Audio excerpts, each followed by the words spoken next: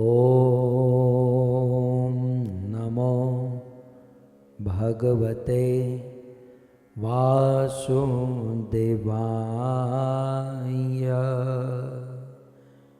ॐ नमो भगवते वासुदेवाय।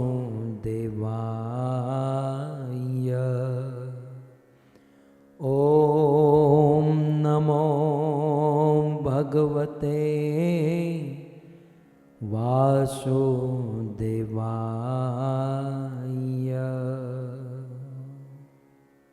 जय जय श्री राधा रमण, जय जय नवल किशोर, जय गोपी चित्तचोर प्रभो, जय जय माखन चोर, जय जय माखन चोर। श्री कृष्णचंद्र भगवान की, जगत गुरु शील प्रभुपाद की।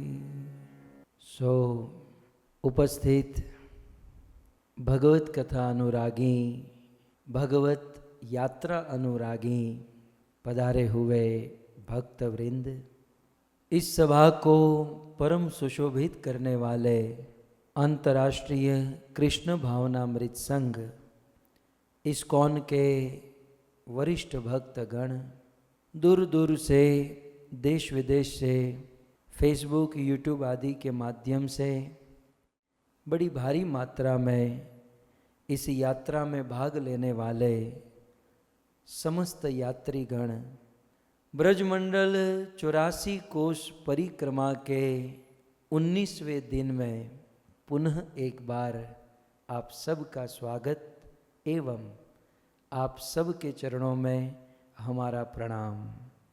राधे श्याम। परम सौभाग्य है, परम पावन पवित्र ऐसा कार्तिक मास चल रहा है और इस कार्तिक महीने में हम सबसे बड़ा कार्य, जिस कार्य में सत्संग है, भजन है, कीर्तन है, वैष्णव का दर्शन है और भगवत कथा है, ऐसे सभी साधनों से परिपूरित ब्रजमंडल 84 कोस यात्रा कर रहे हैं। वैसे कार्तिक मास में थोड़ा भी भजन करें तो इनका बहुत सारा फल मिलता है। हम तो 19 दिनों से यह ब्रजमंडल परिक्रमा कर रहे हैं। हमारे पुराणों में कार्तिक महिमा बताते हुए कहा गया, एकतः सर्व तीर्थानि, वे लिखते हैं एकतः सर्व तीर्थानि सर्वे यज्ञा स दक्षिणा। एकतः शब्द को समझ लीजिएगा। एकतः माने एक और, एक बाजू, कहते हैं तू एक बाजू बैठ जा, तो वैसे एक बाजू, एक और, सर्व तीर्थानि, सभी तीर्थों को रख दीजिए और उसी एक और तीर्थों के साथ साथ सर्वे यज्ञा, सभी यज्ञों को रख दीजिए। उसी कोने में एक और सदक्षिणा, सभी प्रकार की दक्षिणा रख दीजिए। उसी कोने में एकतः एक और पुष्करे वास, पुष्कर जैसे पवित्र क्षेत्र में वास रख दीजिए। इतना नहीं, उस कोने में कुरुक्षेत्र में जाने का फल रख दीजिए और उसी एक और हिमाचल को रख दीजिए। आप कहोगे ऐसा कोना कहाँ से ढूंढे इतनी सारी वस्तु रखने के लिए, लेकिन मान लीजिए कि एक और सारे तीर्थ, सभी यज्ञ, सभी दक्षिणा, पुष्कर में वास, कुरुक्षेत्र और हिमालय, ये सब कुछ एक और है, ये सारी चीज एक और हैं। और आगे कहते हैं और साथ ही साथ उस एक और क्या जोड़ना है, मेरु तुल्य सुवर्णानी, और उस एक और सुमेरु पर्वत जितना सोना, सर्वदानानि चेकत, सुवर्ण पर्वत जैसे सोने का दान करो। ये सब कुछ एक और, ठीक है। और दूसरी ओर कार्तिको वत्स, दूसरी ओर एक बाजू केवल कार्तिक महीने में भगवान की ये ब्रजमंडल परिक्रमा को रखो। ये दोनों साथ में रखा जाए, एक और केवल परिक्रमा और दूसरी ओर ये सारी बातें रखी जाए, फिर भी ये सारी चीज मिलकर भी कार्तिक महीने की बराबरी नहीं कर सकती। सो एकतः कार्तिको वत्स, कार्तिक जो है ना, इन सारे वस्तुओं को मात कर देता है, इन सारी वस्तु से अधिक फल प्रदान कर देता है। क्यों? क्योंकि सर्वदा केशवः प्रियः, क्योंकि ये कार्तिक मास जो है सर्वदा सभी समय केशव को, भगवान श्री कृष्ण को अत्यंत पसंद है, बहुत प्रिय है। दामोदर अष्टकम रोज गाते हैं ना। दामोदर अष्टकम में यशोदा और कृष्ण की लीला है, और पद्म पुराण में सत्यव्रत मुनि कहते हैं कि ये कार्तिक महीने में प्रतिदिन गाना है। और उसी पुराण में लिखा है कि कार्तिक महीना राधा और कृष्ण युगल उपासना का महीना है। ये कार्तिक महीने में अब बाल कृष्ण की सेवा पूजा श्रावण मास में करो, कार्तिक मास में तो युगल उपासना, माधुर्य उपासना की महिमा है। और इसलिए कार्तिक में हम गोपी गीत गाते हैं, क्योंकि ये कार्तिक माधुर्य उपासना के लिए है। तो फिर दामोदर अष्टकम हम गाते हैं। भले दामोदर अष्टकम में यशोदा और कृष्ण की लीला है, लेकिन वहां पर भी माधुर्य कूट कूट के भरा है। हम लोग दामोदर अष्टकम में गाते हैं ना, मुहुस चुंबी तम बिंब रखता धर्म में। जिस भगवान श्री कृष्ण के मुख को बारंबार चूमा जाता था, दामोदर अष्टकम में आता है, जिस कृष्ण के चेहरे को बारंबार, और वहां पर गोपी का शब्द है, गोपियों के द्वारा जिस कृष्ण के मुख को बारंबार चूमा जाता था, वे भगवान श्री कृष्ण आज यशोदा के हाथों से बंधे हुए हैं। वहां पर भी सत्यव्रत मुनि ने माधुर्य रस को नहीं छोड़ा, और फिर अंत में तो कह दिया, नमो राधिकाये त्वदीय प्रियाये। सो इस प्रकार से सर्वदा केशवः प्रिय, ये कार्तिक महीना सर्वदा कृष्ण को, केशव को प्रिय है, क्योंकि ये कार्तिक महीना श्रीमती राधा रानी का महीना है। और ऐसे पवित्र कार्तिक मास में भगवान श्री कृष्ण का भजन, और भजन में भी ब्रजमंडल 84 कोश परिक्रमा। तो आज ब्रजमंडल 84 कोश परिक्रमा का 19वां दिन है, और इस 19वें दिन में आज की हमारी यात्रा है नंदग्राम से, लिखा ही है, आप पढ़ सकते हैं, नंदग्राम से कोकिलावन। तो आज हमें नंदगांव से कोकिलावन जाना है। रूट कुछ हमारा इस प्रकार से है, ये नंदग्राम से निकलना है, और फिर चलते चलते चलते चलते हमें जावट होते हुए कोकिलावन पहुंचना है। तो आज 19वें दिन की यात्रा है नंदगांव से कोकिलावन। आइए नंदगांव से हम थोड़े से आगे बढ़ें। नंदगांव से हम आगे जाए तो एक बहुत सुंदर स्थान आता है, और वो है आशेश्वर महादेव। नंदगांव से पगदंडी पग यात्रा कर रहे हैं हम लोग, तो पग यात्रा करते हुए हम आगे बढ़ेंगे। तो यहाँ पर बहुत सुंदर दर्शन है आशेश्वर महादेव मंदिर, और जो बाजू में है वो है आशेश्वर कुंड। सो आशेश्वर महादेव और आशेश्वर कुंड, इस स्थान पर हमारी यात्रा पहुंच चुकी है।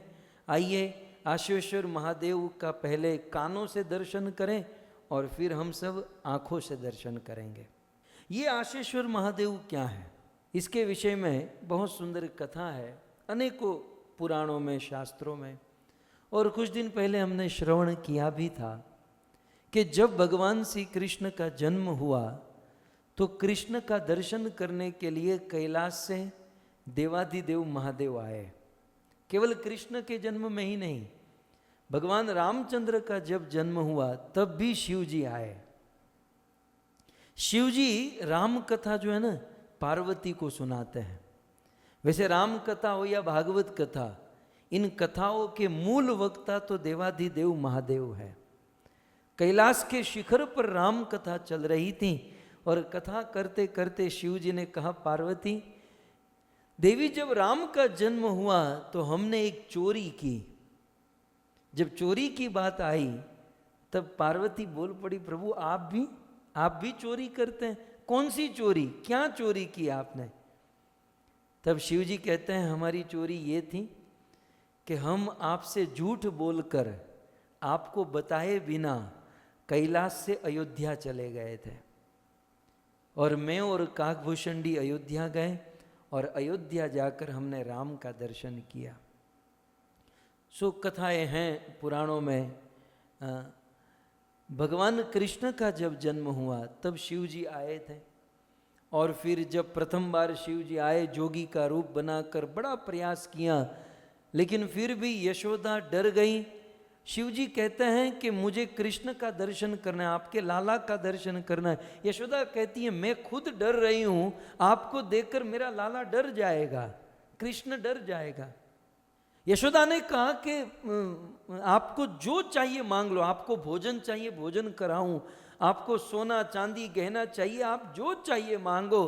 तब शिव जी कहते हैं, सूरदास बाबा ने लिखा है, ना चाहिए तेरी दौलत दुनिया, ना चाहिए तेरी माया, अपने लाला को दर्श करा दो, मैं दर्शन को आया, क्यों नगर में जोगी आया, अजब है तेरी माया, यशोदा के घर आया, क्योंकि सबसे बड़ा है तेरा लाल। कृष्ण सबसे सुंदर हैं, अद्भुत हैं, इसलिए हम यहाँ पर आए, हमें तो कृष्ण का दर्शन चाहिए। बार बार शिव जी ने निवेदन किया, यशोदा ने बात नहीं मानी, शिव जी निराश होकर वहाँ से वापस लौट गए। और मैं आपको मैप में दिखाऊं, ये घटना यहाँ पर घटी थी। ये जो आपको लाल रंग का मंदिर दिखाई दे रहा है, नंदग्राम नंद भवन में ये घटना घटी थी। और फिर वहाँ से थोड़े से दूर आशेश्वर महादेव, यहाँ आकर शिव जी एक कदम के वृक्ष के नीचे बैठ गए। शिव जी यहाँ आकर बैठ गए और बैठकर आशा लगाकर बैठे। अब देखिए, यहाँ पर हमें समझने लायक बहुत सुंदर बात है कि माँ यशोदा ने जब कृष्ण के दर्शन के लिए मना कर दिया तो शिव जी, कोई बात नहीं, शिव जी थोड़े से दूर जाकर आशा लगाकर बैठ गए, और कृष्ण के दर्शन की आशा में शिव जी बैठे, इसलिए नाम हुआ आशेश्वर महादेव। अब यहां से हमें एक सीख लेनी है, एक सिद्धांत लेना है कि हम लोग भजन करें, कीर्तन करें, और भजन कीर्तन करते हुए भी यदि भगवान का दर्शन न हो, भगवान की अनुभूति न हो, या भगवान की कृपा न हो, तो आशा नहीं छोड़नी है। आशा शिव जी की तरह आशा बना कर रखनी है। मैंने कुछ समय पहले एक छोटी सी कथा सुनाई थी, संक्षिप्त में मैं आपको बताऊं। 3 बूढ़ी औरत थी, 3 बूढ़ी माता जी। अब बूढ़ी माता जी को तो ज़्यादा काम नहीं होता, तो छोटा सा गांव था, गांव के किनारे पर कुएं के पास बैठकर ये तीनों माताएं कुछ चर्चा कर रही थी।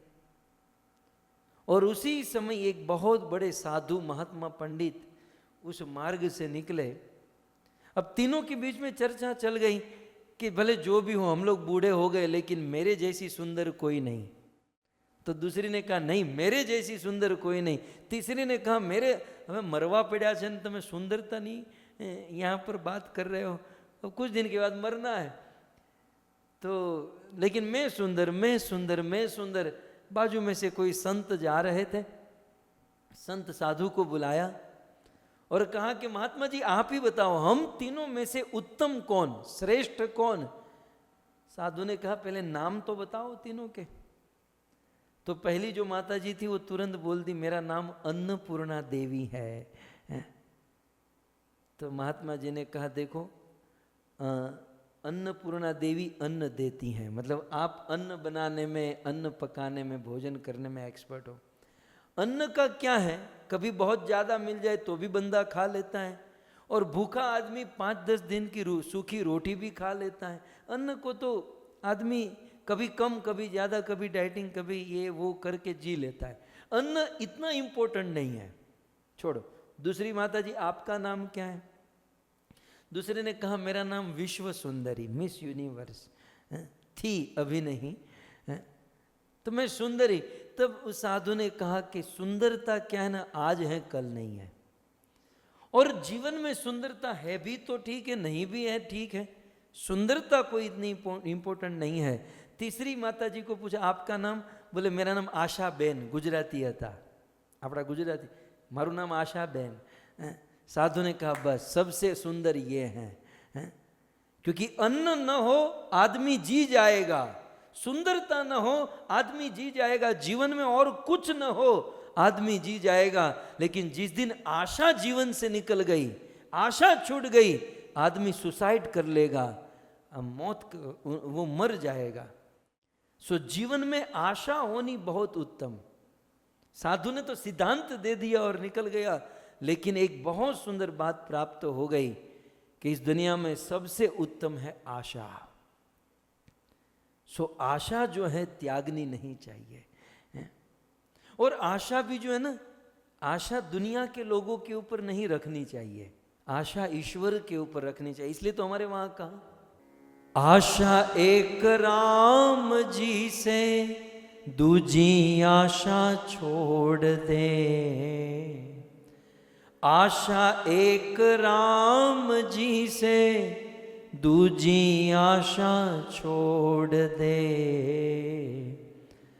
धन्यवाद निर्विवाद हानि लाभ सहिए, जाहि विधि राखे राम ताहि विधि रहिए, सीताराम सीताराम सीताराम कहिए, जाहि विधि राखे राम ताहि विधि रहिए।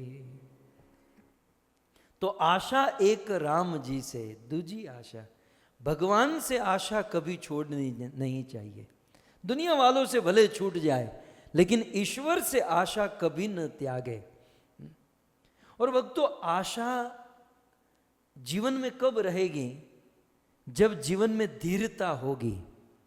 अधीर लोग के जीवन में आशा नहीं हो, निराशा ही भरी होती है। वो भजन भी गाते तो कैसे निराशावादी भजन नहीं। आपने तो क्या था, कोई कोईનું નથી रे, कोई कोईનું નથી, कोई कोईનું, आवा निराशावादी भजन। कुछ लोग बस जीवन में इतना नेगेटिव वाइब्रेशन, इतना निराशावादी होते हैं। आशा होनी चाहिए, और आशा के लिए हमारे रूप गोस्वामी ने उपदेशामृत के प्रारंभ में ही कह दिया, उत्साहात निश्चयात धैर्यात। ये धैर्य जो है, ये धीरता जो है, जिससे आशा उत्पन्न होती है। और तत्त कर्म प्रवर्तनात् संग त्याग सतवृत्ते षड्भिर भक्ति प्रसिद्ध्यते। भक्ति प्रसिद्ध हो जाएगी, भक्ति प्रकट हो जाएगी, भक्ति नाचने लगेगी यदि ईश्वर से आशा रखेंगे। और जिस दिन भगवान से आशा छूटी टूटी, भक्ति खत्म हो जाएगी। सो आशा होनी चाहिए। और आशा में अनेकों दृष्टांत आप शास्त्र से ले सकते, लेकिन मुझे जो मेरे सामने ये सब लोग आने लगते हैं। अब जैसे आशा आई तो तुरंत शबरी देवी आ गई मेरे सामने कि मुझे ले लीजिए, अब मुझे बोल दीजिए आप। तो शबरी जी को ले लीजिए। गुरु मातंग ऋषि ने कहा था कि बेटा बेटा तुम्हें भगवान के पास कहीं जाने की जरूरत नहीं है, क्योंकि तुमने जीवन भर भगवान की सेवा की है, साधु संतों की सेवा की, महात्माओं की सेवा की है, इसलिए भगवान चलकर तुम्हारे घर पर आएंगे। बस दैट्स ऑल। इतना कह के मातंग ऋषि चले गए। और शबरी के मन में आप विचार करो कितनी आशा होगी। वो सुबह सुबह वन में जाती, फल फूल तोड़कर लाती, मार्ग सजाती, मेरे राम आएंगे, मेरे राम आएंगे। सुबह से लेकर राह देखती कि राम आएंगे, संध्या तक कोई नहीं आया। दूसरे दिन उतने ही चाव से शबरी जगती, वन में जाती, फल फूल तोड़कर लाती, मार्ग सजाती, लेकिन राम नहीं आए। तीसरे दिन, चौथे दिन महीना, साल, 1 साल, 2 साल, 3 साल, रामायण में तो लिखा है 60-60 वर्ष बीत गए। कलयुग के अनुसार देखा जाए तो 60 वर्ष बीत गए शबरी के जीवन में, भगवान नहीं आए। लेकिन भक्तों, शबरी ने आशा नहीं छोड़ी। ये आशा बड़ी चीज। हम आशेश्वर महादेव के चरणों में बैठे हैं। जीवन में आशा होगी, कृष्ण अवश्य मिलेंगे, राम अवश्य मिलेंगे। अब तो शबरी बूढ़ी हो गई, शबरी को आंखों से ठीक से दिखाई नहीं देता। शबरी भले बूढ़ी हुई भक्तों, लेकिन शबरी की आशा बूढ़ी नहीं हुई। मन में वही उमंग, वही उत्साह, वही आनंद और धैर्य था। सूरज उगे ने मारी उगती रे आशा, संध्या ढळे ने मने मळती निराशा, रात दिवस हूँ तो जो तारी वार, मारी जो पड़िए आवो मारा राम, मननो मोरलियो रटे तारू नाम, मारी जो पड़िए आवो मारा राम। आरे आखड़िए मने ओछू देखाय छे, दर्शन विना मारू मनडू मुंजाय छे, नहीं रे आवो तो वाला जाशे मारी लाज, नहीं रे आवो तो वाला जाशे मारा प्राण, मारी जो पड़िए आवो मारा राम। शबरी बूढ़ी हो गई, परंतु शबरी की आशा बूढ़ी नहीं हुई, बिल्कुल आस लगाकर बैठी रही। वो जानते ना आप, एक चिड़िया थी और उस चिड़िया की घोंसले में अंडे दिए थे, और कोई आंधी तूफान आया और वो अंडे समुद्र में गिर गए, और चिड़िया बड़ी दुखी हुई, मेरे बच्चे, मेरे अंडे समुद्र में गिरे। लेकिन आशा इतनी थी कि चिड़िया समुद्र के जल को उठा उठा कर बाहर निकालने लगी। હવે તમે વિચાર કરો કે એક ચકલી સમુદ્રનું પાણી ઉઠાવી અને બહાર મૂકે તો કદાચ 1000 જન્મ વીતી જાય, 1000 જન્મ વીતી જાય છતાંય સમુદ્ર ખાલી થાય। लेकिन आशा इतनी बड़ी थी कि वो चिड़िया पानी उठा उठा कर निकाल रही थी, और ईश्वर की दृष्टि गई, भगवान ने देखा, और उस चिड़िया की आशा देखकर, आशा में कितनी ताकत है, उनकी आस को देखकर, आशा को देखकर समुद्र को सुखा दिया और उस अंडे को बाहर निकाल दिया। कहने का अर्थ यह है कि एक साधारण चिड़िया आशा से जब अपने अंडों को प्रकट कर सकती है, तो हम और आप मनुष्य होकर भगवान में आशा रखकर क्या भगवान को प्रकट नहीं कर सकते? भगवान का दर्शन नहीं कर सकते? अवश्य कर सकते हैं, बस आशा नहीं खोनी है। खूब मेहनत करें, साधना करें, भजन करें, परिश्रम करें और आशा बनाए रखें। शिव जी आस लगाकर बैठे हैं, और जैसे ही शिव जी को यशोदा ने दूर कर दिया, शिव जी रोने लगे।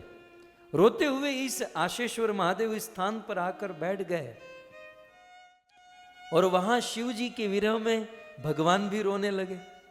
भक्त भगवान दोनों रो रहे हैं, और कृष्ण को, अब देखिए, कृष्ण सच्चिदानंद रूपाय, जो आदमी इतना सुखी रह सकता है, वो जब रोने लगे ना तो पूरी दुनिया को रुला देगा। पूरी दुनिया मिलकर भी उसे शांत।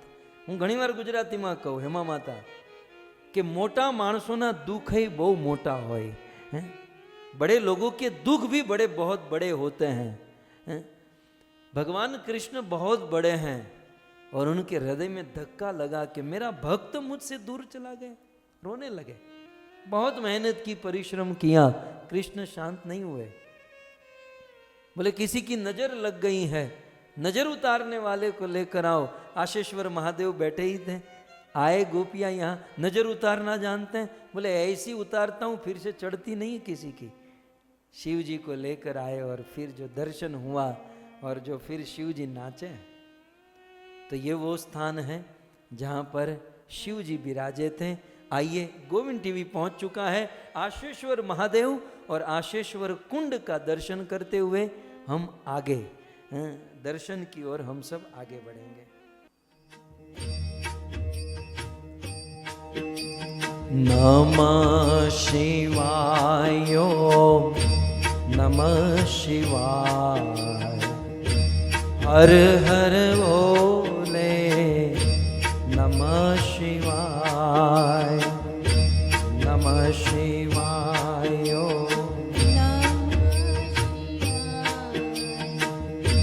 हर हर बोले, हरे कृष्णा हरे कृष्णा, कृष्णा कृष्णा हरे हरे, जय हो। हरे राम राम राम हरे हरे, हरे कृष्णा हरे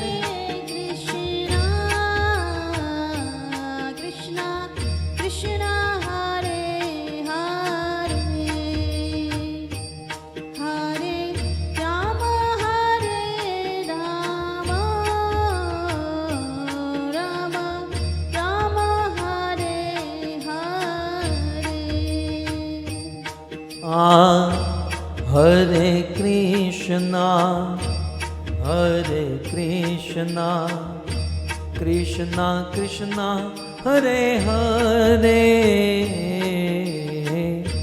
हरे राम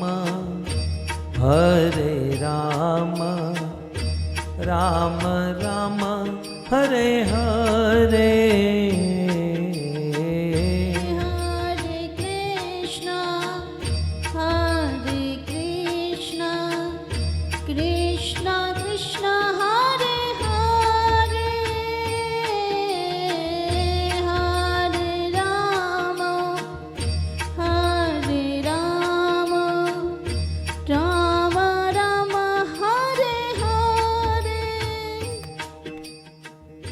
ऐसा कहा गया है कि आशेश्वर महादेव के पास आकर आशेश्वर महादेव का कोई दर्शन करता है और यहाँ आकर कोई कीर्तन करता है तो देवाधिदेव महादेव उनकी सारी आशा पूर्ण करते हैं, उनकी सारी इच्छा पूर्ण करते हैं।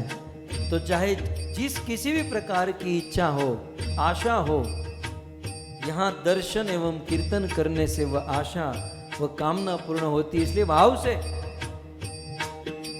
हरे कृष्णा कृष्णा कृष्णा हरे हरे, हरे राम राम राम हरे हरे, कृष्णा कृष्णा हरे हरे, हरे राम राम हरे हरे, हरे कृष्णा कृष्णा कृष्णा हरे हरे, हरे राम राम हरे हरे, हरे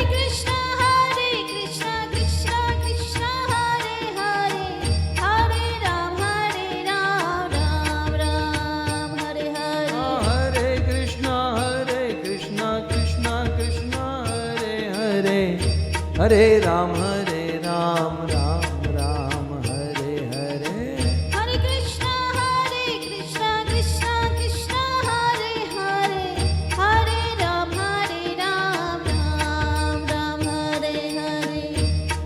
आशेश्वर महादेव की। इस प्रकार से हमने आशेश्वर महादेव का दर्शन किया। अब आशेश्वर महादेव से थोड़े से आगे बढ़ें तो एक बहुत सुंदर स्थान है टेर कदम। एक कदम का वृक्ष है और उसे कहते हैं टेर कदम। यहाँ पर आप देख सकते हैं आशेश्वर महादेव के बिल्कुल सामने, थोड़ा सा आगे बढ़कर आशेश्वर महादेव के सामने दो स्थान हैं, टेर कदम और श्री रूप गोस्वामी की भजन कुटीर। आइए टेर कदम और रूप गोस्वामी की भजन कुटीर के विषय में हम संक्षिप्त में श्रवण करें। टेर कदम, टेर का अर्थ होता है पुकार। क्या होता है? पुकार। टेर माने पुकारना, टेर माने बुलाना। ये वो स्थान है जहाँ पर भगवान श्री कृष्ण दिन भर गैया चराते थे और गैया चराने के बाद जब संध्या का समय होता था और सभी गायों को एकत्रित करके जब वापस गांव में लौटना होता था, तब भगवान श्री कृष्ण इस कदम के वृक्ष के नीचे खड़े रहकर बांसुरी बजाते थे और बांसुरी के द्वारा सभी गैया को बुलाते थे। या फिर कभी कभी कृष्ण इस कदम के वृक्ष के नीचे रहकर टेर करते, टेर माने पुकारते कि हे गंगे, हे यमुने, हे कारी, हे धोरी। इस प्रकार से प्रत्येक गायों का नाम लेकर, और गैया कृष्ण के मुख से जब अपना नाम सुनती तो गौ माता गदगद हो जाती और दौड़कर भगवान श्री कृष्ण के पास आ जाती। आज भी हम देखते हैं कि साधारण छोटे से गांव में जब कोई ग्वाला गाय बछड़ों को चराने जाता है और जब वापस लौटाना होता है तो वो ग्वाला गाय के नाम को पुकारता है तो गाय दौड़कर आ जाती है। इस कथा में मुझे आपसे इतना ही कहना है कि यदि संसार के साधारण पशु को आप नाम लेकर पुकारो तो वो पशु दौड़कर भागा चला आता है। हम और आप यदि कृष्ण के नाम को भाव से पुकारे तो वह कृष्ण दौड़कर हमारे पास क्यों नहीं आएंगे, वह कृष्ण भागे क्यों नहीं चले आएंगे। कृष्ण टेर करते, कृष्ण गैया को पुकारते और सारी गैया यहाँ पर आ जाती और कृष्ण गैया को लेकर चले जाते। ये टेर कदम जो है ना, भगवान श्री कृष्ण की अष्टकालीन लीलाओं से भी जुड़ा हुआ है। कृष्ण की अष्टकालीन लीला में प्रातः 6 बजे से लेकर 8:24 तक जो लीला है, सुबह 6 से सुबह 8:24 तक जो लीला है, उन लीला में टेर कदम का स्थान है। भगवान की बहुत सुंदर लीला, और उन्हीं लीला का ध्यान करते हुए हमें भजन साधन या अपना जीवन बिताना चाहिए। अष्टकालीन सुबह 6 बजे से लेकर 8:24 तक ये टेर कदम का स्थान है। संक्षिप्त में मैं आपको एक छोटा सा पाठ बता दूं। क्या होता है कि यहाँ पर गैया को चराकर कृष्ण घर पर आ जाते हैं, और जैसे आपने सुना कुछ दिन पहले कि फिर माँ यशोदा कृष्ण को भोजन कराती हैं। कृष्ण पहले स्नान करते हैं और फिर गैया को स्नान कराते हैं, गैया का दूध निकालते हैं और फिर स्वयं भोजन करते हैं, और फिर माँ यशोदा कृष्ण को सुला देती हैं। अब ये सोने वाले भगवान थोड़ी ना है, भगवान विष्णु रात दिन सोते रहते हैं, ये कृष्ण सोने वाले भगवान नहीं। तो जब पूरा घर सो जाता है, कृष्ण चुपके से उठकर देखते हैं यशोदा, नंद, बलराम सब सो गए हैं, तो कृष्ण चुपके से वहाँ से निकल जाते हैं और वहाँ जावट में श्रीमती राधा रानी जब रात होती हैं, जब सब लोग सो जाते हैं, तो श्रीमती राधा रानी राधा और कृष्ण, ललिता, विशाखा आदि गोपियाँ सखिया श्रीमती राधा को लेकर आती हैं यहाँ से भगवान कृष्ण, और रात भर रास करते हैं, रात भर सुंदर मधुर बातें करते हैं, रात भर राधा और कृष्ण की लीला चलती है, और लीला करते करते उनको नींद आ जाती है।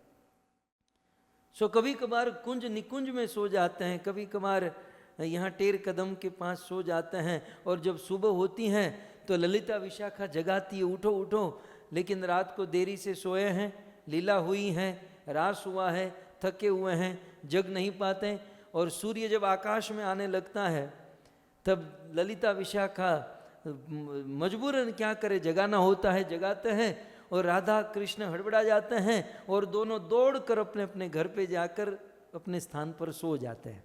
अब क्या हुआ, अब ये हड़बड़ाहट में क्या हुआ कि राधा का दुपट्टा कृष्ण के पास रह गया और कृष्ण का दुपट्टा राधा के पास रह गया, और दोनों अपने अपने घर जाकर एज यूजुअल सो गए।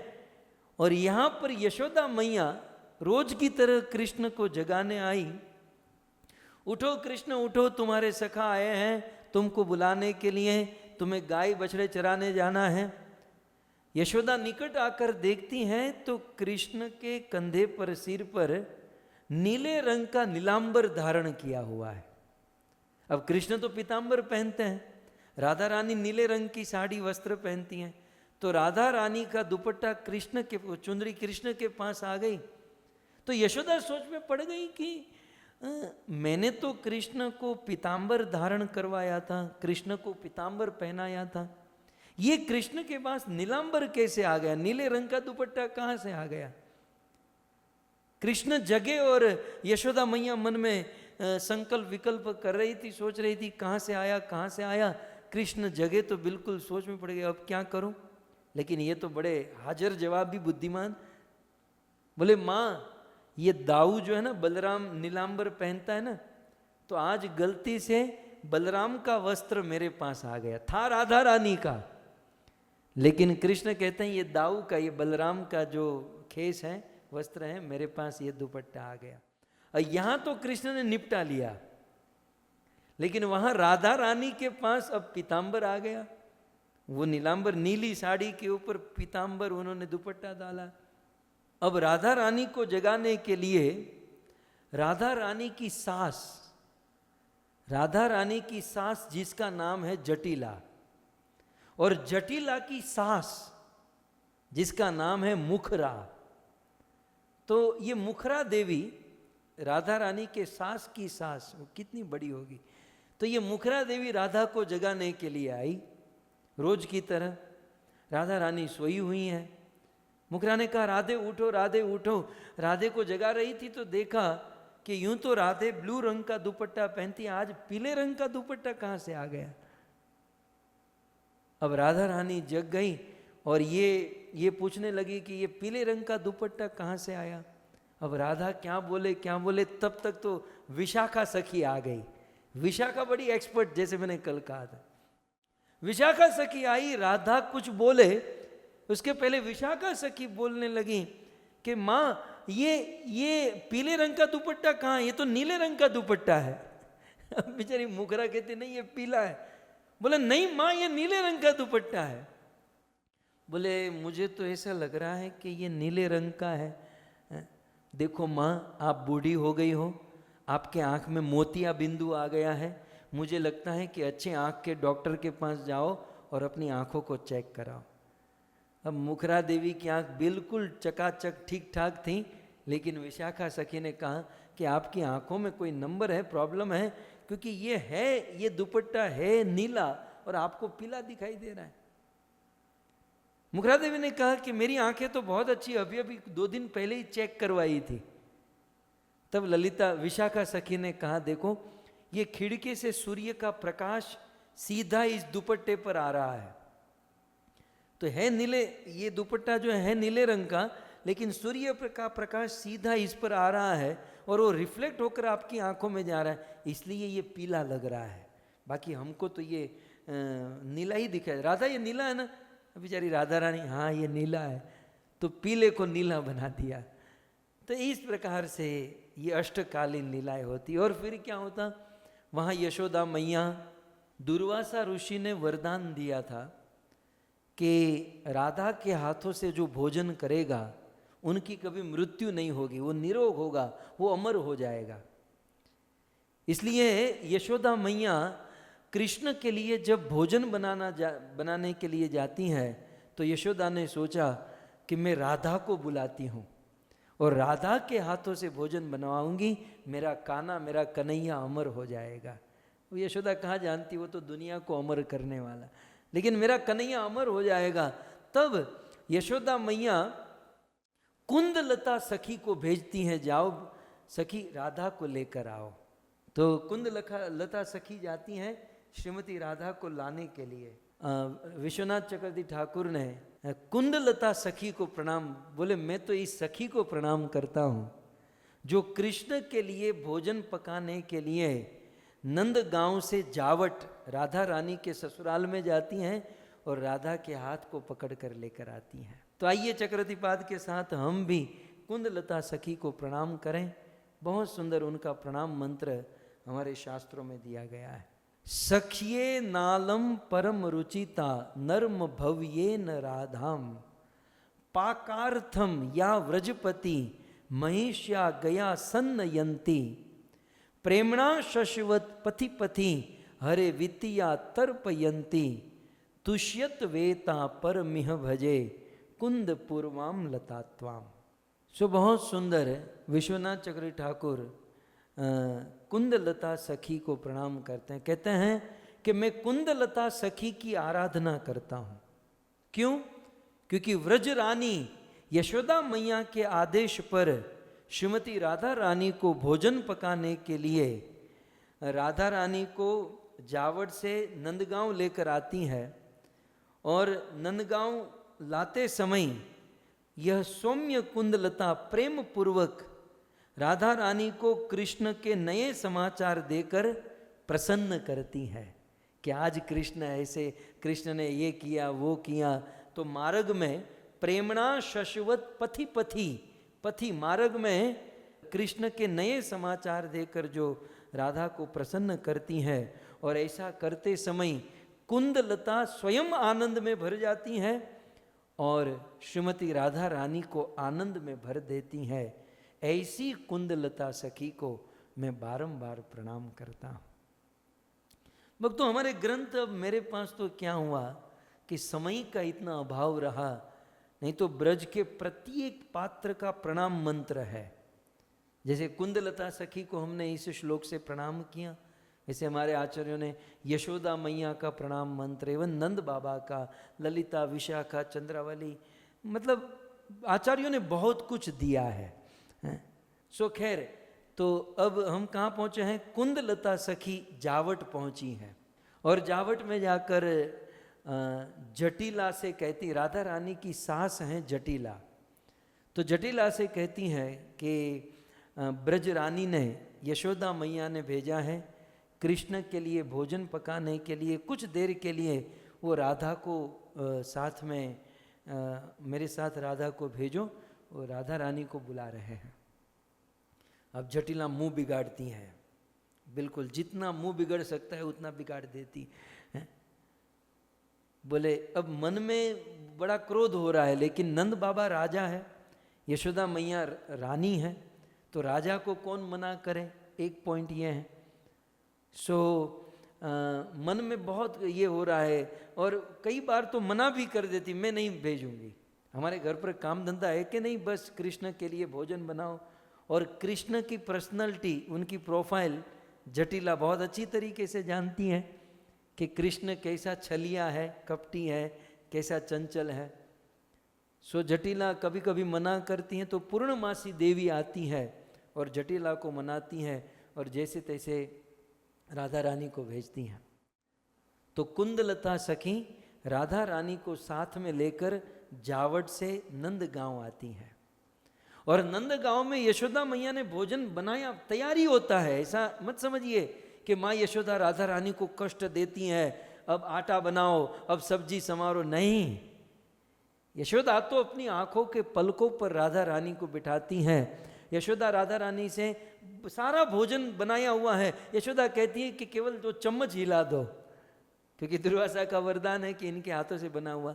तो आपने ત્યાં ડોયો કહેવાય, चमचो, केवल वो जो कड़चा है ना, कड़चा, केवल ये जितने भी पात्र हैं ना राधे, सभी पात्र में कड़चा को थोड़ा सा ऊपर नीचे हिला दो ताकि इसमें अमृत भर जाए। तो इस प्रकार श्रीमती राधा रानी सारे पात्र में भोजन को ये करती हैं। तब तक भगवान श्री कृष्ण गैया को चरा कर आ जाते हैं और खिड़की से भगवान श्री कृष्ण राधा को भोजन पकाते हुए देखते हैं। सब लोग हैं, रिस्ट्रिक्शन है ज़्यादा तो कृष्ण का नहीं, लेकिन इशारे इशारे में हो जाता है बातें। और फिर भोजन पक जाता है, कृष्ण स्नान करके सुंदर भोजन के लिए बैठते हैं, तब श्रीमती राधा रानी, कभी कभी ऐसा मौका मिलता है कि श्रीमती राधा रानी कृष्ण को अपने हाथों से कृष्ण को भोजन कराती हैं। सो इस प्रकार से ये जो लीला है नंदगांव में होती है। कभी एकांत स्थान में ऐसा मौका देखने पर स्वयं राधा रानी अपने हाथों से भोजन पकाती हैं और भगवान श्री कृष्ण को अपने हाथों से भोजन खिलाती हैं। तो कभी कभी ऐसा होता है कि बहुत सारा समाज नंद बाबा के वहाँ इतना रिस्ट्रिक्शन होता है कि राधा रानी अपने हाथों से नहीं खिला सकती, और राधा रानी कुंदलता सखी अन्य सखियों को भेजती हैं, कृष्ण को परोसते हैं और भगवान श्री कृष्ण भोजन करके चले जाते हैं। फिर यशोदा मैया कहती, राधे तुम इतने दूर से आए हो, मैं तुम्हें भोजन किए बिना नहीं जाने दूंगी। तब वे राधा रानी को भोजन कराते हैं और भोजन करके और फिर राधा रानी को सुंदर भेंट आदि प्रदान करके सुंदर अलंकार आभूषण भेंट देती हैं और राधा रानी को वापस। ये अष्टकालीन लीला का एक छोटा सा पार्ट मैंने आपको बताया। ये बहुत सुंदर सुंदर लीला हमारे ब्रज में होती है। इन लीलाओं का स्मरण करना और जीवन को पवित्र करना चाहिए। तो टेर कदम, आइए गोविंद टीवी पहुंच चुका है टेर कदम। हम टेर कदम का दर्शन करके और फिर हम आगे बढ़ेंगे। सो टेर कदम।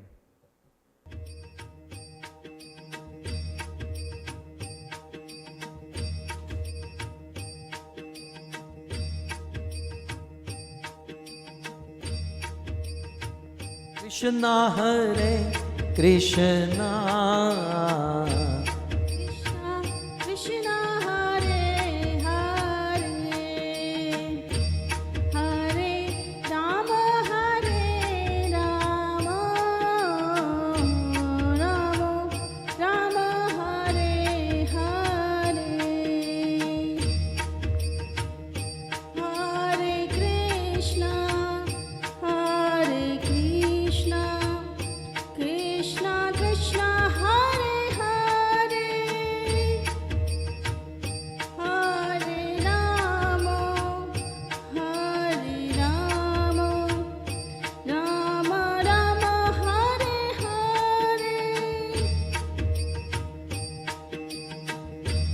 हरे कृष्णा कृष्णा कृष्णा हरे हरे, हरे राम राम राम हरे हरे,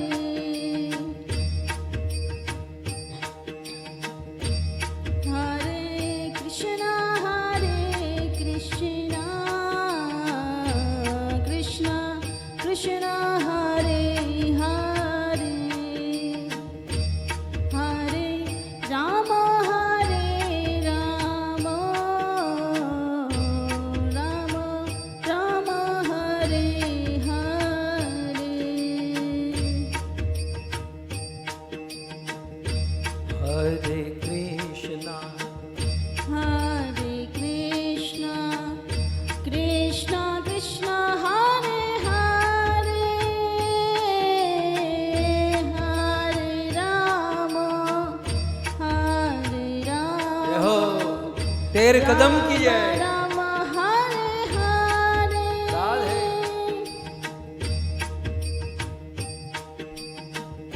हरे कृष्णा कृष्णा कृष्णा हरे हरे, हरे राम राम राम हरे हरे,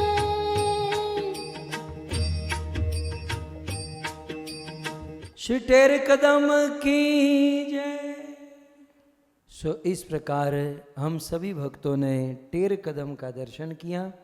जो टेर कदम भगवान श्री कृष्ण गैया को पुकारते थे अष्टकालीन लीला में जिनका स्थान है। आइए इस टेर कदम के बगल में ही श्री रूप गोस्वामी की भजन कुटीर है। मैप में थोड़ा सा देख लीजिए, आपके मन में यह बैठ जाएगा। सो नंदगांव से चले तो आगे बढ़े आशेश्वर महादेव। आशेश्वर महादेव के सामने टेर कदम और श्री रूप गोस्वामी की भजन कुटीर। यह हैं श्री रूप गोस्वामी भजन कुटीर। तो यहाँ पर हमारे ब्रह्म मध्व गौड़ीय संप्रदाय के जो षड गोस्वामी हुए, जो प्रमुख आचार्य हुए, और हम जिनके अनुगत्य में, शिल प्रभुपाद और हम सब जिनके अनुगत्य में चलते हैं, ऐसे श्री रूप गोस्वामी की भजन कुटीर यहाँ पर अनेक वर्षों तक रूप गोस्वामी ने यहाँ बैठकर भजन किया। रूप गोस्वामी के विषय में आया, श्री चैतन्य मनोभीष्टम स्थापितम येन भूतले। श्री चैतन्य महाप्रभु के मन की इच्छा को जिन्होंने भूतल पर स्थापित किया, ऐसे रूप गोस्वामी कब मुझे शरण प्रदान करेंगे, कब मुझे अपनी शरण में ग्रहण करेंगे। रूप गोस्वामी ने हम भक्तों के लिए, मानव समाज के लिए बहुत कुछ प्रदान किया, और उनमें से प्रमुख है उनके ग्रंथ। इस टेर कदम के पास बैठकर श्री रूप गोस्वामी ने मानव समाज को अनेकों ग्रंथ दिए। यहाँ बैठकर रूप गोस्वामी ने कौन से ग्रंथ लिखे, मैं आप सबको निवेदन करूँगा। इस स्थान पर बैठकर रूप गोस्वामी ने सर्वप्रथम उज्ज्वल नीलमणि लिखा। उज्ज्वल नीलमणि ग्रंथ, ये जो हम लीला कहते हैं ना, ये राधा कृष्ण की अष्टकालीन यहाँ वहाँ, ये लीलाएं कोई हवा में नहीं है, इन आचार्यों ने लिखी हुई है। तो उनमें से ये एक ग्रंथ है उज्ज्वल नीलमणि, जिनमें भगवान श्री कृष्ण की विशुद्ध लीला। और रूप गोस्वामी ने यहाँ पर पद्यावली ग्रंथ लिखा। पद्यावली, इनमें अनेकों वेद शास्त्रों के श्लोक हैं। जैसे हम लोग हमारी डायरी रखते हैं ना, हमारी डायरी बनाते हैं, जो मुख्य मुख्य श्लोक होते हैं हम लोग डायरी में लिख लेते हैं। तो रूप गोस्वामी ने अपने जीवन में डायरी बनाई थी। जीवन भर जो मुख्य मुख्य श्लोक उन्होंने इस ग्रंथ में लिखा, और ग्रंथ का नाम दिया पद्यावली। भक्तों के पास यह ग्रंथ यदि हो तो बहुत अच्छी बात है। तो उज्ज्वल नीलमणि, पद्यावली, ललित माधव, ये भी भगवान श्री कृष्ण की ब्रज लीला के ऊपर उन्होंने ग्रंथ लिखा, ललित माधव। तत्पश्चात इस स्थान पर रूप गोस्वामी ने ग्रंथ लिखा, दान केली कौमुदी। ये भी कृष्ण की ब्रज लीला का ग्रंथ है, दान केली कौमुदी। और फिर इसी स्थान पर रूप गोस्वामी ने एक भव्य ग्रंथ लिखा, जिसे शिल प्रभुपाद हमारे इस्कॉन की लॉ बुक कहते हैं, the law book of ISKCON. रूप गोस्वामी ने यहाँ बैठकर लिखी, और वो थे भक्ति रसामृत सिंधु। सो आशेश्वर महादेव के बगल में टेर कदम के पास नंदग्राम, जावट और कोकिला वन के मध्य में श्री रूप गोस्वामी की भजन कुटीर। और यहीं पर रूप गोस्वामी ने ये, वैसे तो बहुत सारे ग्रंथ लिखे हैं, लेकिन यहाँ पर ये 5 ग्रंथ लिखे गए। और भक्ति रसामृत सिंधु यहाँ पर, हम तो इस स्थान पर रूप गोस्वामी को यही प्रार्थना करें कि हे प्रभु, हे गुरुदेव, आप आशीर्वाद दीजिए कि हम आपके ग्रंथों को पढ़ सके, समझ सके और जीवन में उतार सके।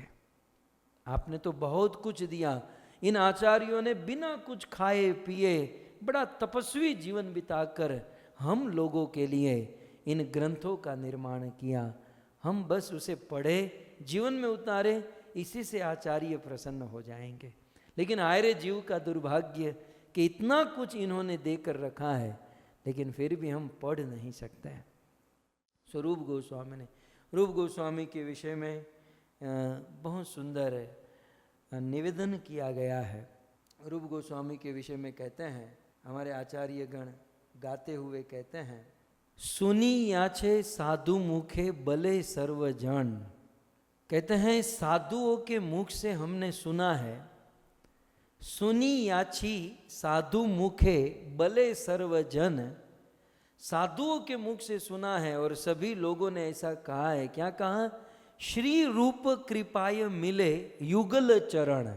बोले रूप गोस्वामी की कृपा से ही युगल चरण की प्राप्ति हो सकती है। सो सुनी आछे साधु मुखे बले सर्वगण, श्री रूप कृपाए मिले युगल चरण। रूप गोस्वामी की कृपा से हमें युगल चरण राधा कृष्ण के चरण की प्राप्ति हो सकती है। फिर आगे कहते हैं, श्री रूपेर कृपा येन आमा प्रीति हई, से पद आश्रय यार से ही महाशय।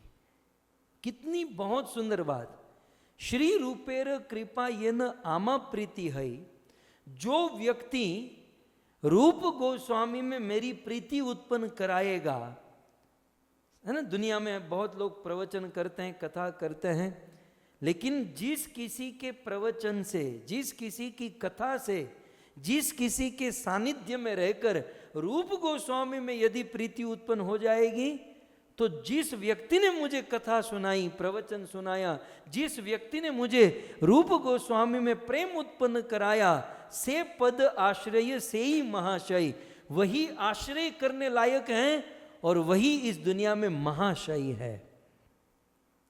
तो वही महान है और उसी व्यक्ति का आश्रय लेना चाहिए जो रूप गोस्वामी के प्रति प्रेम उत्पन्न कराए हैं। इस प्रकार से हमारे आचार्यों ने निवेदन किया है। अब ये भजन नरोत्तम दास ठाकुर ने लिखा है। सो नरोत्तम दास ठाकुर कहते हैं कि मैं मेरे गुरु से प्रार्थना करूं, दीक्षा गुरु। ये नरोत्तम दास ठाकुर कहते हैं, प्रभु लोकनाथ कबे संगे लैया जाबे। प्रभु लोकनाथ, मेरे गुरुदेव लोकनाथ गोस्वामी कब मुझे संग में, मुझे साथ में लेकर श्री रूपेर पाद पद में मोर समर्पिवे। कब मेरे गुरु लोकनाथ गोस्वामी मेरा हाथ पकड़कर रूप गोस्वामी के पास लेकर जाएंगे और मुझे रूप गोस्वामी के चरणों में समर्पित कर देंगे। क्यों?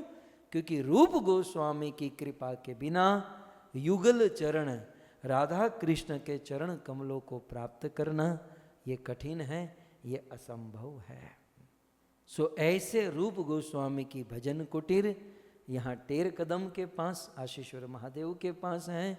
यहाँ पर उन्होंने भजन किया। अब इसी स्थान पर एक जो घटना घटी, मैं आप सबको निवेदन करूं। इसी स्थान पर एक समय की बात है, रूप गोस्वामी के बड़े भाई सनातन गोस्वामी ब्रज में विचरण करते करते रूप गोस्वामी के पास आए और कई दिनों के बाद बड़े भाई, वैसे गुरु भी हैं, बड़े भाई भी हैं, वैष्णव जन हैं, तो बड़े भाई सनातन गोस्वामी को कई दिनों के बाद रूप गोस्वामी ने देखा तो देखकर प्रणाम किया। प्रणाम करने के बाद मन में इच्छा हुई कि मेरा बड़ा भाई भी है और वैष्णव भी है, भक्त भी है, तो मुझे उनका स्वागत करते हुए कुछ खिलाना, कुछ पिलाना चाहिए। लेकिन ये तो फक्कड़ बाबा, ये तो केवल ग्रंथ लिखने में पड़े हैं। अब क्या करें? किसी घर पर आए हुए साधु को, वैष्णव को कुछ भोजन, कुछ खिलाना पिलाना। और रूप की तो यहाँ तक इच्छा हो गई कि खीर यदि खिलाऊंगा तो मेरे भाई की सेवा होगी, प्रसन्न होंगे सनातन गोस्वामी। अब अपने भक्त की इच्छा को भगवान कैसे टाल सकते हैं? उसी समय श्रीमती राधा रानी एक गोपी का रूप लेकर आई। आप देख सकते हैं, ये वहीं की घटना, ये वो कदम, टेर कदम, ये वही कदम का वृक्ष है जहाँ कृष्ण बांसुरी बजाते हैं, गवों को बुलाते हैं। और रूप गोस्वामी के पास श्रीमती राधा रानी गोपी का रूप लेकर आई। हाथ में घड़ा है, राधा रानी के हाथों में एक घड़ा है। तो श्रीमती राधा रानी रूप गोस्वामी के पास आई और निवेदन किया कि मैं बाजू के गांव में रहती हूँ और मेरी माँ ने मुझे कहा है कि ये दूध लेकर जाओ, हमारी गाय ने पहली बार दूध दिया है, किसी साधु की सेवा करके आओ। तो महाराज ये आप दूध लीजिए। रूप गोस्वामी मन में सोच ही रहे थे, सनातन गोस्वामी आए, मैं सेवा करूँगा। तो ये दूध लिया और रूप गोस्वामी ने बहुत सुंदर खीर बनाई। अब खीर बना दी और सनातन गोस्वामी को वह खीर परोसी। सनातन गोस्वामी ने उस खीर का पहला निवाला अपने मुख में डाला, चमत्कार हो गया, चमत्कारिक सुख। बिल्कुल सनातन गोस्वामी को लगा कि ये धरती का भोजन नहीं है, ये धरती की चीज नहीं है, ये कोई विशेष वस्तु है। सनातन गोस्वामी ने तुरंत रूप गोस्वामी से कहा कि ये खीर कहाँ से आई, किसने बनाई। रूप गोस्वामी ने सारी बात बताई कि आप जब घर पर आए तो मेरे मन में इच्छा हो गई कि मैं आपको कुछ खिलाऊं पिलाऊं, मेरे पास कुछ था नहीं, तो एक गोपी आई और उन्होंने कहा कि मेरी माँ ने भेजा है। सनातन गोस्वामी खीर तो खा गए, लेकिन रूप गोस्वामी को बहुत डांटे, बहुत डांटे। बड़े भाई थे ना, अब बड़ा तो जो बड़े होते हैं ना वो बोलने के योग्य होते हैं और छोटे सुनने के योग्य होते हैं। बड़े भाई होने के नाते सनातन गोस्वामी ने अपने छोटे भाई रूप को कहा, रूप तूने मेरे लिए राधा रानी को परेशान किया, तू जानता भी है कि ये दूध कौन लेकर आया, ये राधा रानी, स्वयं राधा रानी लेकर आई, और हम जैसे तुच्छ भक्तों के लिए भगवान को परेशान करते हो। रूप ये ठीक नहीं है, ईश्वर को, भगवान को कष्ट देना और उनसे ये सब काम करवाना रूप ठीक नहीं है। सनातन गोस्वामी ने अपना दुख व्यक्त किया, और बात भी सत्य है, जो भक्त होते हैं वो भगवान से मेहनत नहीं करवाते। कुछ भक्त तो सोचते हैं ये भगवान हमारे सिक्योरिटी गार्ड हैं, बस हमारी रक्षा करने के लिए बैठा है, या बस भगवान से सब सारा काम कराओ। एक बार अर्जुन और द्रौपदी दोनों घूमते घूमते घूमते घोर वन में चले गए, और उन दोनों को प्यास लगी। तो एक छोटी सी कुटिया थी, कुटिया में गए तो एक बहुत बूढ़ी माता जी ने दरवाजा खोला।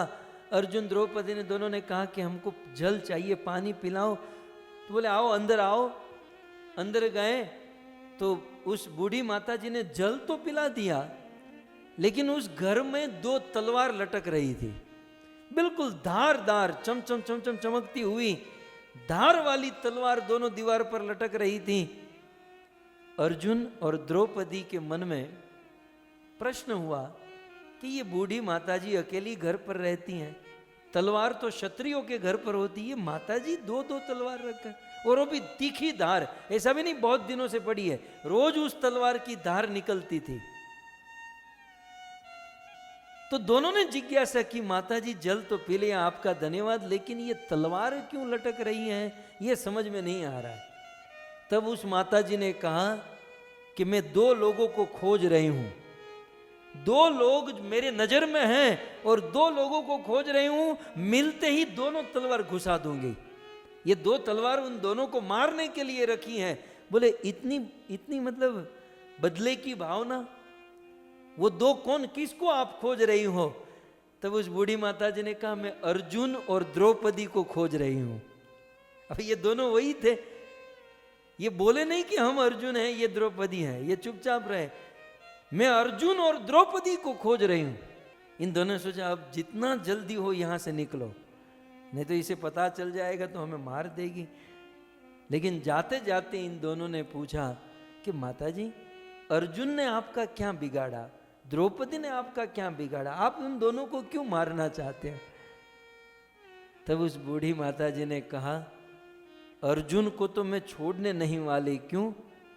मेरे अखिल ब्रह्मांड नायक श्याम सुंदर मेरे कृष्ण से उसने रथ चलवाया। क्या कृष्ण कोई रथ चलवाने वाली चीज है? क्या कृष्ण से ड्राइविंग कराना चाहिए? कृष्ण की सेवा हमें करनी चाहिए, उल्टे अर्जुन कृष्ण से सेवा करवाता है। बेचारे कृष्ण को उस रथ को चलाते हुए कितना कष्ट हुआ होगा, कितना पसीना निकला होगा, कितनी चिंता की होगी मेरे लाला ने। आने दो, अर्जुन मिले तो मैं उसको छोड़ने नहीं वाली। द्रौपदी ने धीरे से पूछा अच्छा तो द्रौपदी ने क्या किया?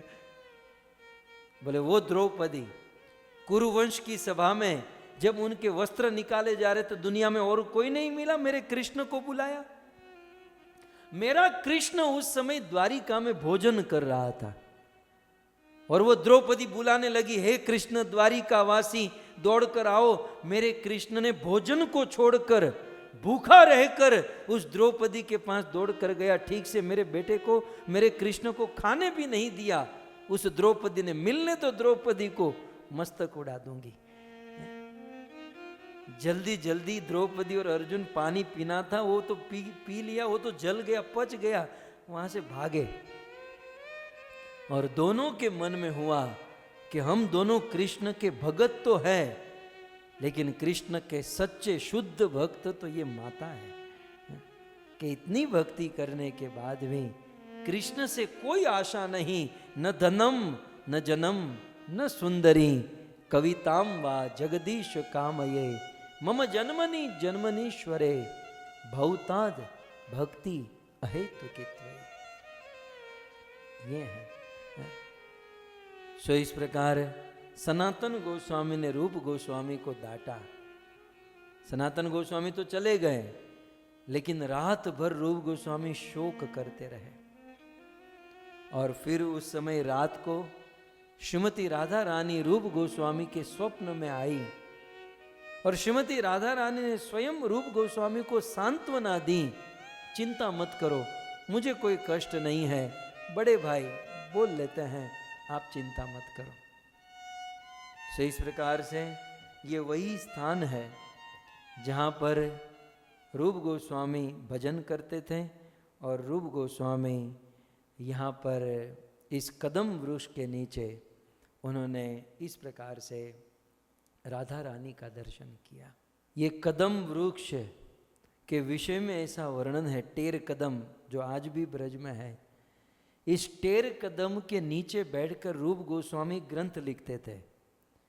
ग्रंथ लिखते समय जब कृष्ण और राधा के विरह की बातें आती, जब विरह भावना रूप गोस्वामी लिखते, बोलते, कहते हैं, इस टेर कदम को, इस कदम के वृक्ष को विरह होने लगता, और वृक्ष के पत्ते गिरने लगते, पतझड़ हो जाती जब राधा कृष्ण की विरह की बात आती। और रूप गोस्वामी ग्रंथ लिखते हुए राधा और कृष्ण के मिलन की बात आती, जब दोनों के मिलने की बात आती, तब इस वृक्ष पर असमय में फूल और फल और पत्ते खिलने लगते थे। वह सारी लीला कथा का प्रभाव इस टेर कदम के ऊपर होता था। तो इस प्रकार से यह बहुत सुंदर लीला यहाँ पर घटी है। और साथ ही साथ ये वही वृक्ष है जिस वृक्ष के नीचे बैठकर रूप गोस्वामी कभी कभी प्रवचन करते थे। और रूप गोस्वामी प्रवचन करते हुए जब विरह की भावना प्रकट होती, जितने भी श्रोता होते सब रोने लगते, सबकी आंखों में आंसू, लेकिन रूप गोस्वामी की आंखों में आंसू नहीं रहता था। हमारे आचार्यों ने हमें ये सिखाया कि हृदय के भावों को दबा कर रखे, जितना हो सके उतना हमारे हृदय के भावों को दबा कर रखे। यद्यपि रूप गोस्वामी को श्रोताओं से अधिक विरह था, लेकिन रूप गोस्वामी ने अपने भावों को दबा कर रखा।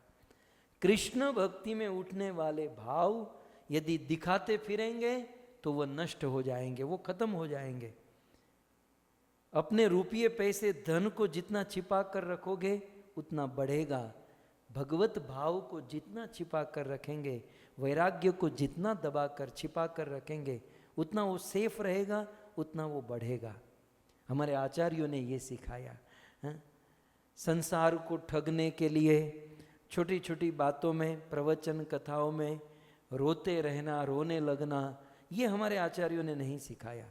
अब हम किसी को जज भी नहीं कर सकते, किसी का अपराध भी नहीं करना चाहिए, लेकिन हम हमारे लिए ये सीख है कि हमारे भावों को जितना हो सके उतना समाज से, दुनिया से बचा कर रखना चाहिए, दबा कर रखना चाहिए, और समाज के सामने एक नॉर्मल व्यक्ति की तरह पेश आना चाहिए। स्वरूप गोस्वामी। अब श्रोताओं में से किसी को प्रश्न हो गया कि भाई हम श्रोता को रोना आ रहा है, लेकिन वक्ता तो रो नहीं रहा है, क्योंकि रूप गोस्वामी बिल्कुल भाव को दबा कर रखे थे। लेकिन रूप गोस्वामी उस समय अपने सांस को भी दबा कर रखे थे। जब रूप गोस्वामी की सांस छूटी, जब नासिका में से करके सांस निकली, उनके बगल में जो व्यक्ति बैठा था उस पर सांस का जब प्रहार हुआ, जैसे रूप गोस्वामी की नाक से अग्नि निकली हो, और हाथ जल गया और बिल्कुल फरफोला हो गया, बिल्कुल फोड़ा हो गया देखते ही देखते। कहने का अर्थ यह है कि ये सारा भाव रूप गोस्वामी के अंदर था। तो ये वही टेर कदम है जहाँ पर ये सारी लीलाएं हुई थी।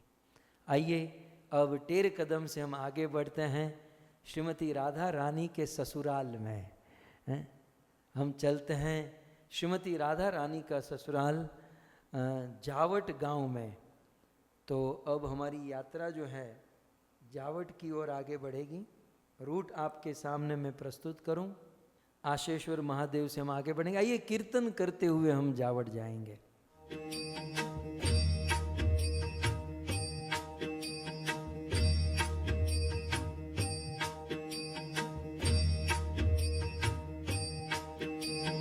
दूर नगरी बड़ी दूर नगरी, दूर नगरी बड़ी दूर, कैसे आऊं रे कन्हैया, कैसे आऊं रे कन्हैया, तेरी गोकुल नगरी बड़ी दूर नगरी, तेरी गोकुल नगरी।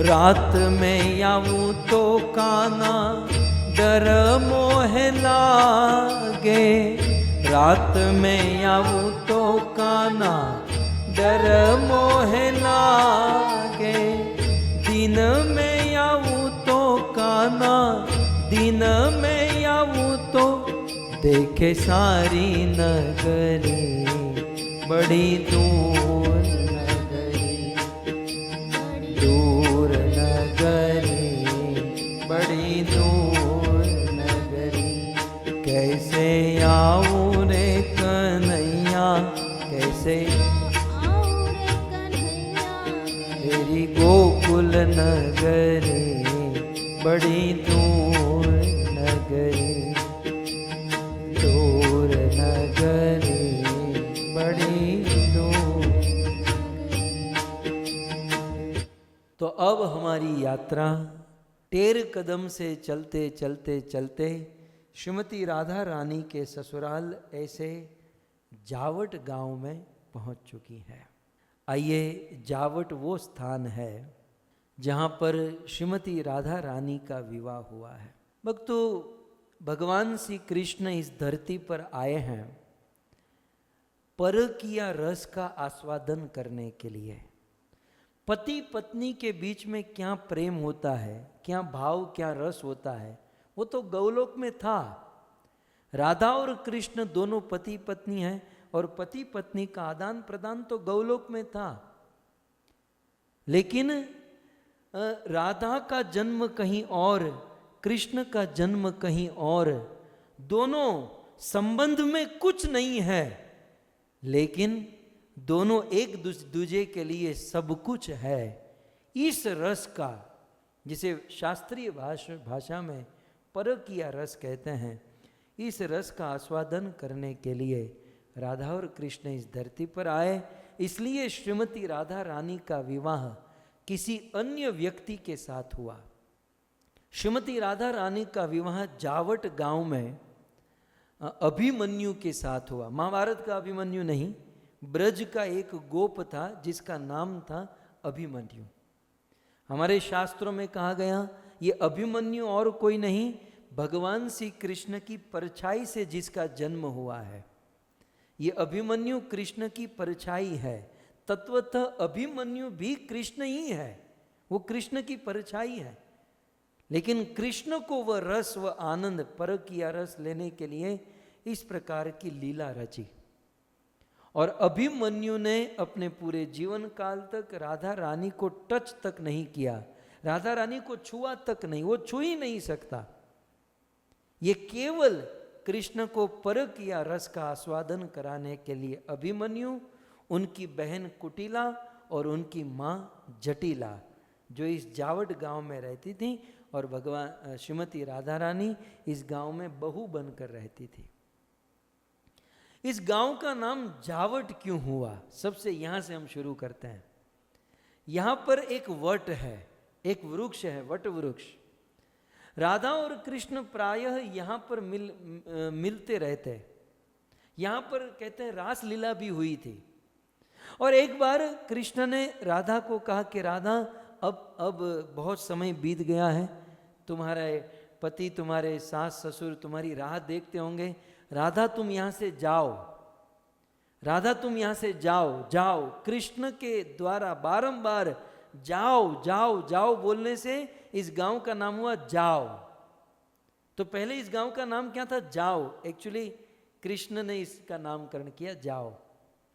लेकिन यहां पर ये वट है, जिस वट के नीचे बैठकर कृष्ण ने कहा था जाओ और रासलीला आदि की थी, तो दोनों को ज्वाइंट कर दीजिए, जाओ और वट, और हो गया जावट। कई भक्तों ने पहली बार सुना होगा।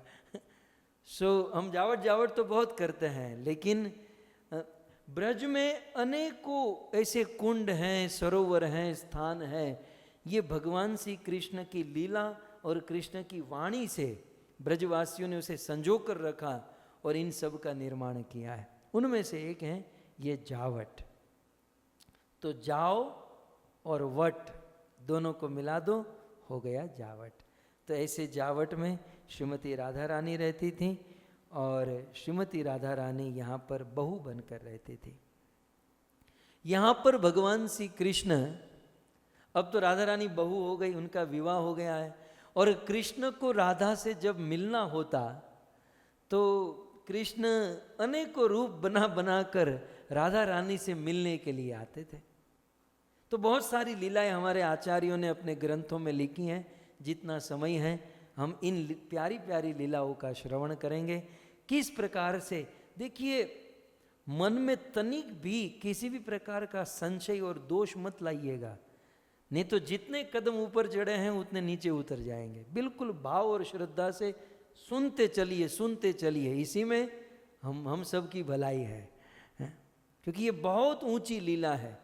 प्रायः ये ऊंची लीला जनरल लोगों को ये कहीं नहीं जाती हैं, लेकिन क्योंकि हम परिक्रमा कर रहे हैं और इस स्थान पर आए हैं और इतने दिनों से सुन रहे हैं, तो ईश्वर भगवत कृपा तो हो ही चुकी है। तो एक बार कृष्ण को राधा से मिलने की बड़ी इच्छा हुई और बड़ा रिस्ट्रिक्शन था, जटिला कुटिला, बिल्कुल पहरा देकर बैठते थे, राधा को किसी से मिलने नहीं देते थे। और उनमें एक दिन कृष्ण को राधा से मिलने की इच्छा हुई।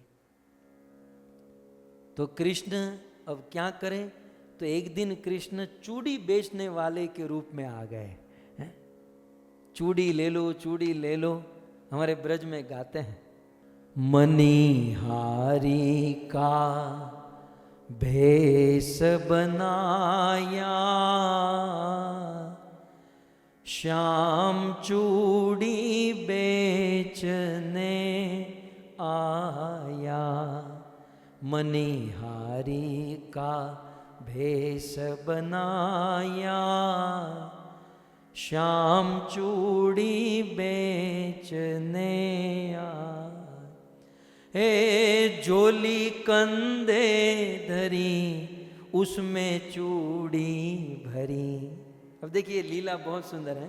कृष्ण ने क्या किया, झोली कंधे धरी, उसमें चूड़ी भरी, गलियों में शोर मचाया। क्या शोर मचाया, श्याम चूड़ी बेचने आया। गलियों में शोर मचाया, श्याम चूड़ी बेचने आया। चूड़ी ले लो, चूड़ी ले लो, चूड़ी ले लो, चूड़ी ले। अब क्या होता है ना, जो छोटी छोटी कन्याएं होती है ना, उनको चूड़ी पहनने का बड़ा शौक होता है, और रंग बिरंगी चूड़ी। गांव में भी, मेले में भी चूड़ी वालों के पास कन्याओं के झुंड खड़े रहते हैं। अब चूड़ी ले लो। अब कृष्ण मूछ लगाकर और बिल्कुल मेकअप करके चूड़ी वाला बनकर कृष्ण चिल्ला रहे हैं, चूड़ी ले लो, चूड़ी ले लो। राधा रानी ने ये सुना, कहते हैं, राधा ने सुनी ललिता से कही, राधा ने सुनी ललिता से कही, मोहन को तुरंत बुलाया, मोहन को तुरंत बुलाया, श्याम चूड़ी बेचने आया। सो राधा ने ललिता को कहा, ललिते कोई चूड़ी बेचने वाला आया है और कई दिनों से नई चूड़ी नहीं पहनी है। ललित एक काम करो, जाओ उस चूड़ी बेचने वाले को लेकर आओ। जटिला कुटिला ने भी कहा, हाँ हाँ हाँ हमें भी चूड़ी लेनी है, जो उस चूड़ी वाले को अंदर बुला लाओ। तो इतना सख्त पहरा था, लेकिन जटिला कुटिला को भी आंखों में धूल झोंकने के लिए चूड़ी का बेचने वाले का रूप धारण करके कृष्ण घर के अंदर आ गए। कहते हैं अब कृष्ण राधा रानी को चूड़ी पहनाते हैं। किस प्रकार से? कुछ इसी प्रकार से कृष्ण निवेदन करते हैं कि ये चूड़ी पहनो, ये चूड़ी पहनो। अलग अलग रंग की चूड़ी भगवान कृष्ण दे रहे हैं। तब राधा कहती हैं, ये पद मुझे बहुत अच्छा लगता है। राधा क्या कहती हैं? हे श्याम, चूड़ी लाल नहीं पहनो, चूड़ी हरी नहीं पहनो, चूड़ी लाल नहीं पहनो, चूड़ी हरी नहीं पहनो, मुझे श्याम रंग है भाया, मुझे श्याम रंग है भाया, हे श्याम चूड़ी बेचने आया। राधा रानी ने कहा कि मुझे लाल चूड़ी नहीं चाहिए, हरी नहीं चाहिए। तो बोले तुम्हें कौन से रंग की चूड़ी चाहिए? बोले मुझे तो श्याम रंग भाया, मुझे तो श्याम रंग की चूड़ी चाहिए। राधा पहने लगी, श्याम पहनाने लगे। हे जी राधा पहने लगी, श्याम पहनाने लगे। राधा ने हाथ बटाया, श्याम चूड़ी बेचने आए। जिस जटिला और कुटिला के सख्त पहरे में कृष्ण छोड़ो, कृष्ण का नाम भी अंदर नहीं जा सकता था, लेकिन चूड़ी बेचने वाले का रूप धारण करके कृष्ण बिल्कुल राधा के घर पर घुस गए। और अभी भी राधा पहचान नहीं पाई, लेकिन जब चूड़ी पहनाने लगे भगवान श्री कृष्ण, तब कहते हैं राधा पहने लगी, श्याम पहनाने लगे। और भगवान श्री कृष्ण ने श्रीमती राधा रानी का हाथ दबाया, और जैसे ही कृष्ण ने हाथ दबाया, राधा रानी पहचान गई। राधा कहने लगी, तुम हो छलिया बड़े। हे राधा कहने लगी, तुम हो छलिया बड़े।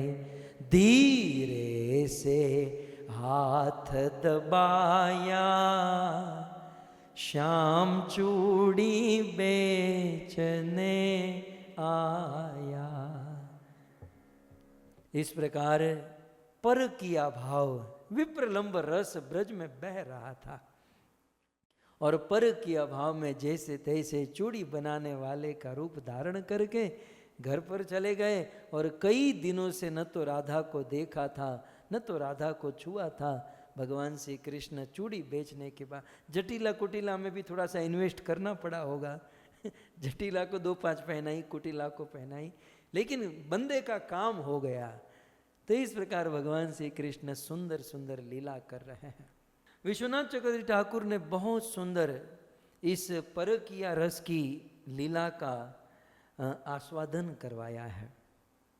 एक समय की बात संक्षिप्त में मैं कह दूं, अनेक श्लोकों में, सैकड़ों श्लोक में इन लीलाओं का वर्णन है। कभी समय मिला तो मांडकर कथा होती है ना, बिल्कुल श्लोकों के साथ हम विस्तार से कभी कथा सुनेंगे। संक्षिप्त में आप सुन लीजिए। एक बार जटिला और कुटिला, राधा रानी की सास जटिला, ननंद कुटिला, राधा को बिल्कुल रिस्ट्रिक्शन, घर से कहीं बाहर जाने नहीं देती थी। तो एक दिन श्रीमती राधा रानी अपनी सास और ननंद को पूछे बिना ही यमुना के तट पर जल भरने के लिए चली गई। श्रीमती राधा रानी यमुना तट पर पहुंची, भगवान श्री कृष्ण राह देखकर बैठे ही थे, ललिता विशाखा सब लोग तैयार थे। राधा रानी को कुंज में लेकर चले गए और सुंदर सखिया गोपियां राधा रानी कृष्ण की कुंज में सुंदर लीलाएं होने लगी। और यहां जटिला कुटिला को पता चला कि राधा गई है यमुना, कहीं कृष्ण को मिलने के लिए तो नहीं गई। जटिला और कुटिला ने पीछा किया कि राधा कहाँ, राधा कहाँ। और जैसे आपने सुना था, वृंदा देवी का तोता है दक्ष और उसके 1 लाख चेले हैं, उनको पता चल गया कि जटिला कुटिला आ रही हैं, तो वहां कुंज में जाकर समाचार दिया, सावधान जटिला कुटिला आ रही है। क्या करे राधा रानी चिंता में, अरे मैं तो पानी भरने के लिए गई थी, मेरी सास मेरी ननंद मुझे यहाँ देख लेगी, मुझे मारेगी, मुझे परेशान करेगी, क्या करूँ क्या करूँ। कृष्ण ने कहा चुप, मैं सब कुछ कर रहा हूँ, मुझे करने दो, मन तुम्हें गोठवा दियो। तो भगवान कृष्ण गोठव रहे हैं और कृष्ण ने अपने माइंड में प्लान किया। और कृष्ण ने क्या किया, राधा रानी के पति अभिमन्यु का रूप धारण कर लिया और अभिमन्यु का रूप लेकर कृष्ण बाहर निकले, वहां पर भटकने लगे। जटिला और कुटिला ने देखा अभिमन्यु, जटिला ने अभिमन्यु को पकड़ा, बेटा तू यहां क्या कर रहा है। ननंद कहने लगी भैया अभिमन्यु आप यहां क्या कर रहे हो। अभिमन्यु ने कहा कि मैंने सुना है कि राधा कृष्ण को मिलने के लिए आई है, तो मैं खोज रहा हूं। बोले हाँ हमें भी ऐसा लग रहा है कि राधा कृष्ण को मिलने के लिए गई है। अभिमन्यु ने कहा ऐसा, तो एक काम करता हूं, मैं कंस को खबर करके आता हूं, FIR लिखाकर पुलिस में रपट लिखाकर आता हूं, मैं कंस को खबर करके आता हूं और तुम सीधे घर चली जाओ, अब हमें चिंता करने की जरूरत। पुलिस खाते कोई सौंप देते हैं, वो कृष्ण को पकड़ेंगे, मारेंगे, पीटेंगे, जो भी करना है। आप दोनों घर पर जाओ, मैं दोपहर को घर पर आऊंगा। सो जटिला कुटिला घर पर गई। राधा रानी कुछ देर के बाद, वो तो जटिला कुटिला के पहले ही घर पर पहुंच गई श्रीमती राधा रानी, इसलिए वो तो सेफ है। और यहाँ दोपहर को भगवान कृष्ण अभिमन्यु का रूप लेकर जटिला कुटिला के पास आए। माँ हम दोपहर को नहीं मिले थे। बोले हाँ मैंने कहा था कंस को खबर करके आता हूँ, तो मैंने मथुरा में कंस को खबर कर दी है और कंस के सैनिक पुलिस कृष्ण को पकड़ने के लिए निकल पड़े हैं। लेकिन माँ मैंने ऐसा सुना है कि कृष्ण ने मेरा रूप धारण कर लिया है अभिमन्यु का, तो देखो माँ तुम ध्यान रखना, मेरा रूप लेकर कृष्ण यहाँ आ जाए तो तुम उसका ध्यान। हाँ बेटा बेटा बेटा तुम अंदर जाओ, राधा अंदर है, तुम दोनों अंदर जाओ और हम खबर लेती हैं उस कृष्ण की। अब कृष्ण तो अभिमन्यु के रूप में राधा के पास, और जो ओरिजिनल अभिमन्यु को तो बेचारे को कुछ पता ही नहीं, वो तो अपना काम धंधा जॉब बिजनेस करके घर पर आया, लौटा एज यूजुअल रोज की तरह शाम को घर पर आया। और इसने पट्टी पड़ा कर रखी थी कि कृष्ण मेरा रूप लेकर आएगा तो उसको देख लेना। तो जटिला और कुटिला ने देखा कि अभिमन्यु आ रहा है और उसके मन में हुआ कि ये कृष्ण अभिमन्यु का रूप लेकर आया है। आप लोगों के वहाँ वॉशिंग मशीन होता है, हमारे गांव में धोखा होता है, धोखा। आपके बैट बॉल खेलते हैं ना, वैसे धोखा होता है। धोखे से यूं तो कपड़ों को धोया जाता है, लेकिन आज जटिला और कुटिला ने मिलकर अभिमन्यु को धो दिया। हमारे गुजराती में कहते टीपी नाख्यो, अभिमन्यु को ऐसा टीपा, ऐसा धोया, बेचारे की हड्डी पसली एक हो गई और घर से निकाल दिया। साले कृष्ण राधा से मिलते हो, ये करते हो। बेचारा अभिमन्यु मैं आपका बेटा हूँ, मैं आपका भाई हूँ, ये दोनों मानने के लिए बोले हमारा बेटा तो अंदर है। तो इस प्रकार से भगवान श्री कृष्ण की बड़ी भावपूर्ण परकीय रस की लीला इस जावट गांव में होती थी। और एक सुना दो, एक और एक बार कृष्ण ने अपने चचेरे भाई की पत्नी जिसका नाम था कुंदलता, कई दिन बीत गए और कृष्ण का राधा से कोई दर्शन, कोई मिलन कुछ नहीं हुआ। तो कृष्ण ने प्लान किया अब क्या करूं क्या करूं। तो कृष्ण का एक कजिन था, एक भाई, और उसकी पत्नी थी कुंदलता जो कृष्ण की भाभी लगती थी। तो कृष्ण ने अपनी भाभी कुंदलता देवी को कहा कि भाभी एक काम करोगी। बोले क्या?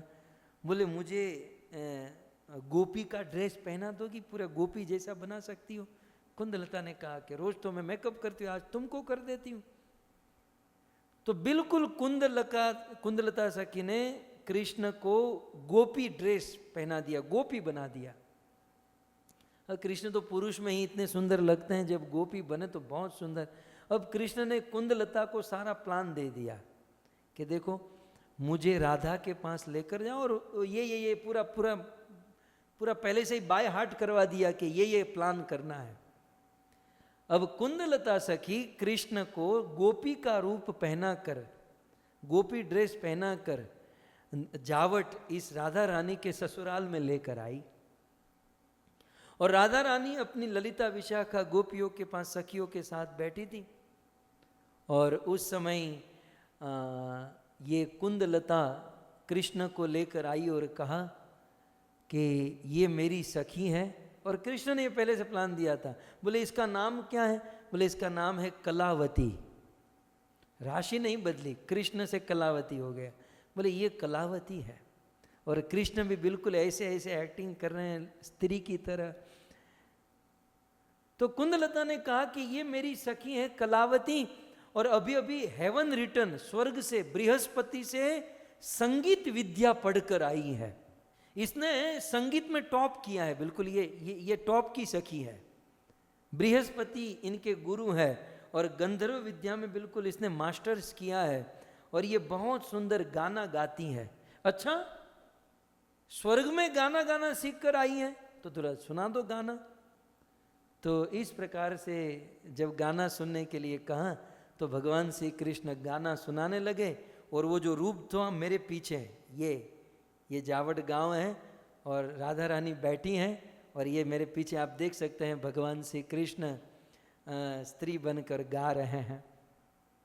तो इस प्रकार भगवान श्री कृष्ण ने बहुत गाया, और गाते हुए भगवान श्री कृष्ण बिल्कुल भाव विभोर हो गए। और जब गाते गाते गाते अंतिम पद आया तो राधा रानी को पता चल गया, और श्रीमती राधा रानी भगवान श्री कृष्ण से आलिंगन कर लेती हैं। सो इस प्रकार से मिलते हैं। और एक लीला बहुत सुंदर है।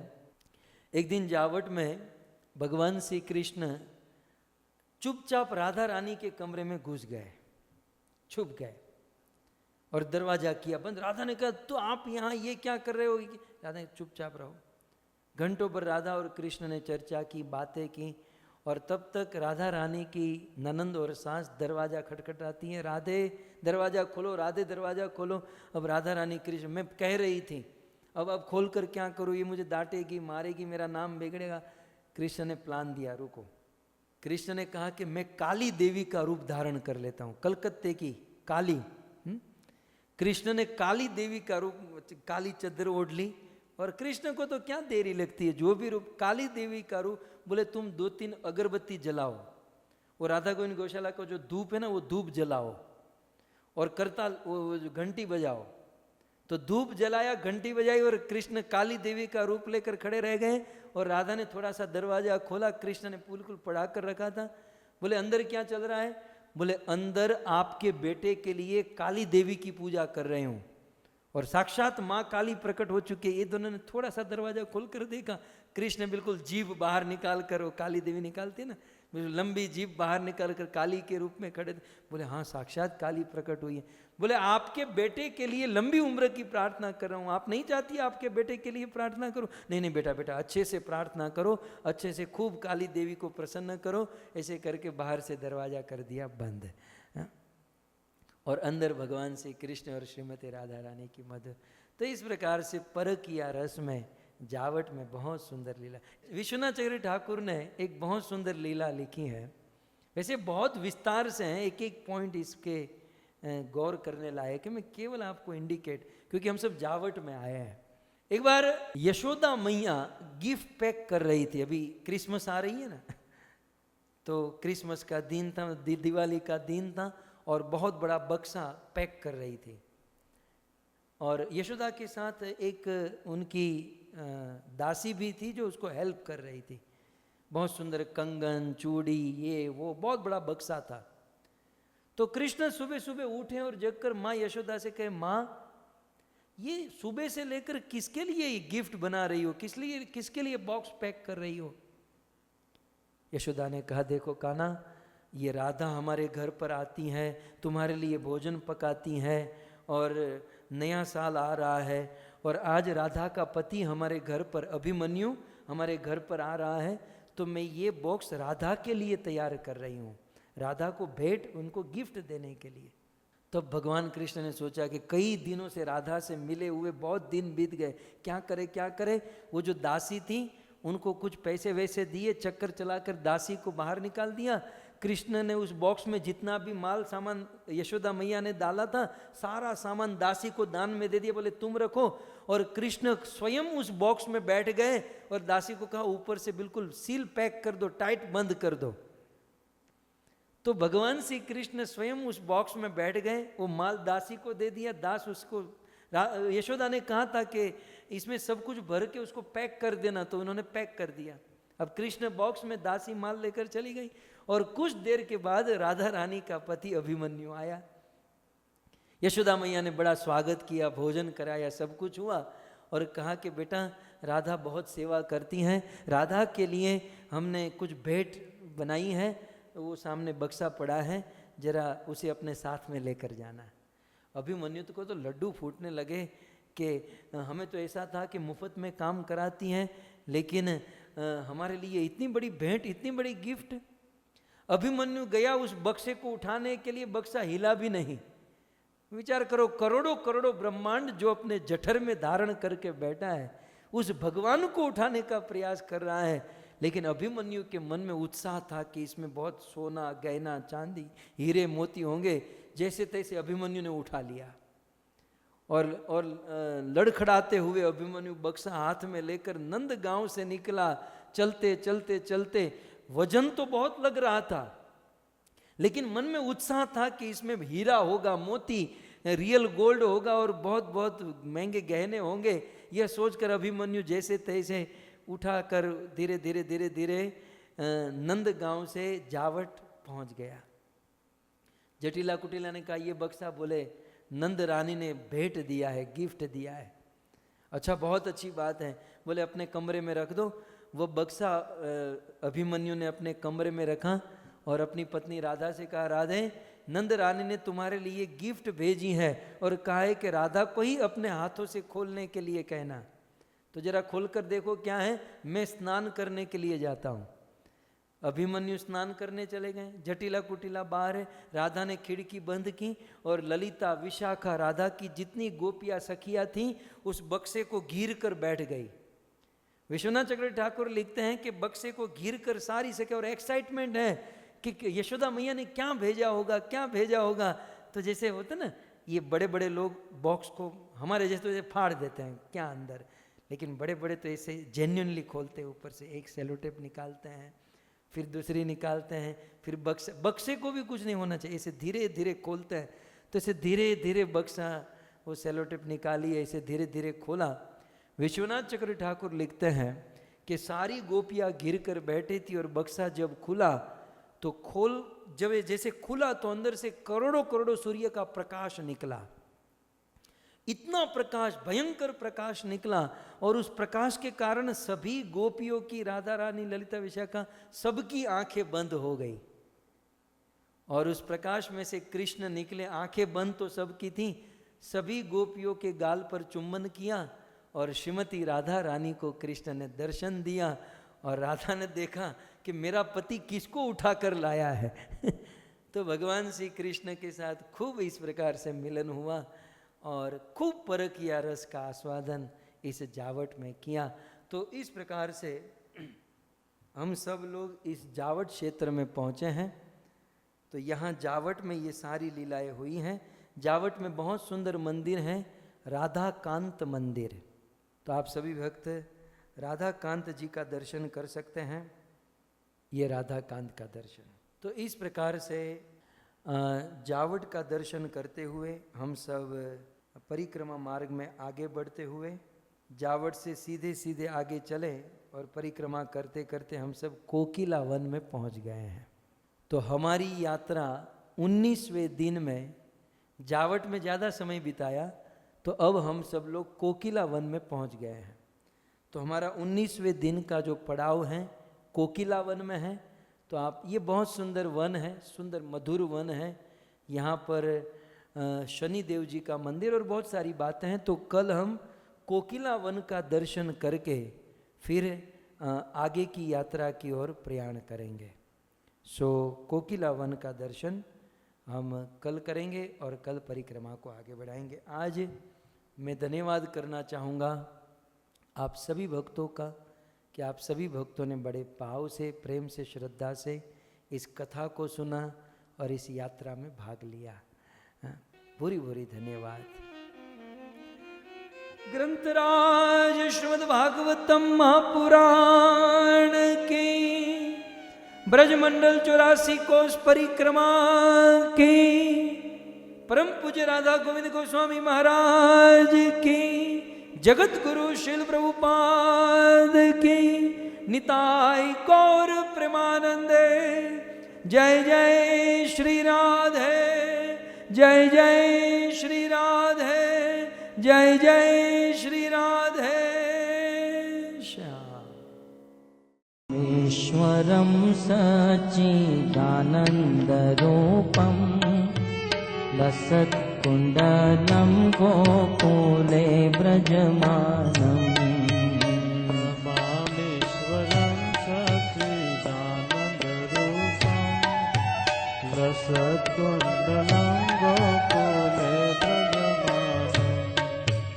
नमामीश्वरं सच्चिदानन्दरूपं लसत्कुण्डलं गोकुले व्रजमानम्। ईश्वरं सच्चिदानन्दरूपं लसत्कुण्डलं गोकुले व्रजमानम्।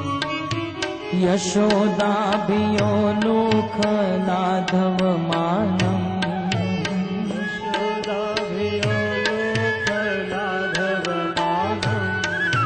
यशोदाभियोलुखलाधवमानम्।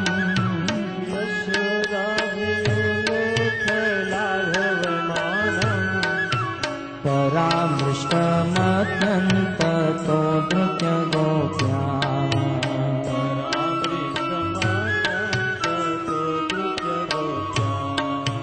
रुदन्तमुहुर्नेत्रयुग्मभृजन्तम् कराम्बुजयुग्मेन सातङ्कनेत्रम्।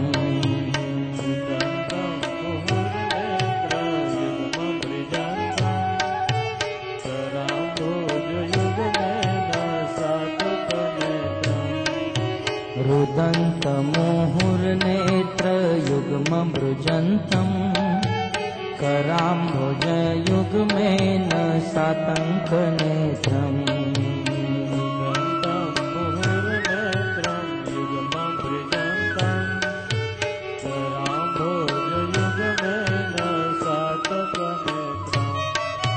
मोहश्वासकं पात्रीरेखाककण्ठ,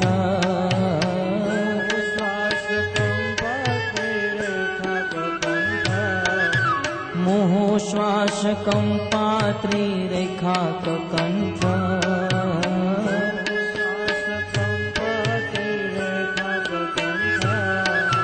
स्फुटग्रीवदामोदरं भक्तिदम्,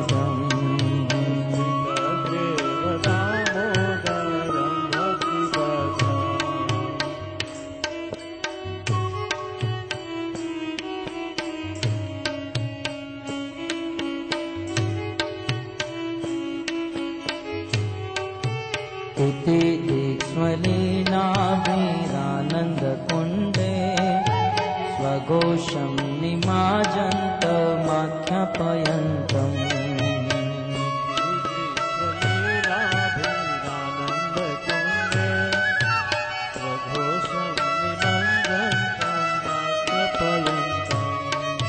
स्तुतिदृक्ष्वलीलाभिरानन्दकुण्डे स्वघोषं निमाजन्तमाख्यापयन्तम्।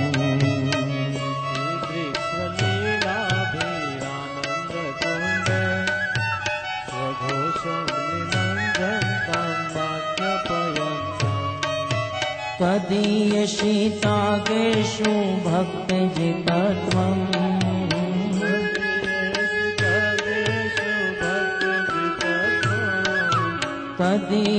तदीयशितागेषु भक्तजितत्वम्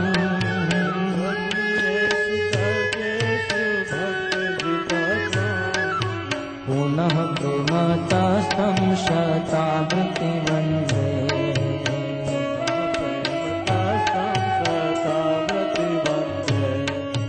वरं देवमोक्षं न मोक्षावतिं वा न चान्यमृणेऽहं वरेष्यादपीह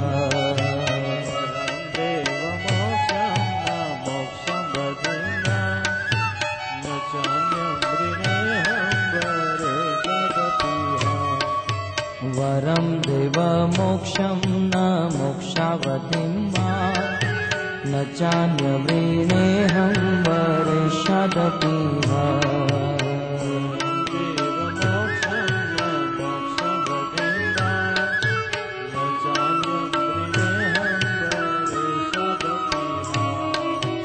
इदं तेव पूर्णार्थ गोपाल बालम् इदं तेव पूर्णार्थ गोपाल बालम् इदं तेव पूर्णार्थ गोपाल बालम्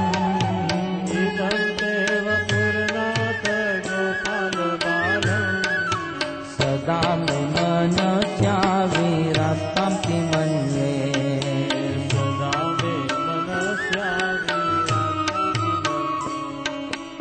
इदं ते मुखाम्बोजमत्यन्तनीले घृतं कुन्तले स्निग्धरक्तश गोप्या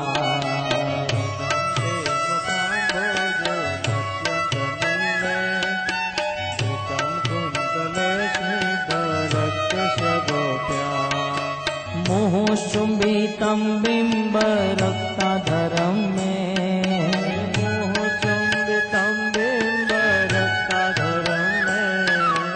मोहचुम्बितं बिम्बरक्ताधरं मे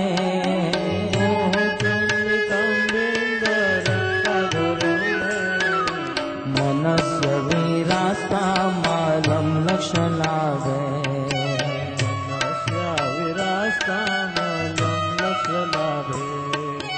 नमो देव दामोदरानन्त विष्णो प्रसीद प्रभो दुःखजलाभिमग्नम् नमो देव दामोदर अनन्त विष्णु प्रसीद प्रभो दुःखजलाभिमग्नम् कृपा दृष्टिवृष्ट्याति दिनं बतानु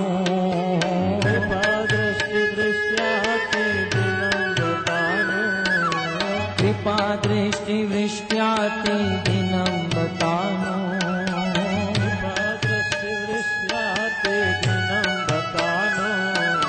गृहानुष मामग्र मे दक्षदृश्य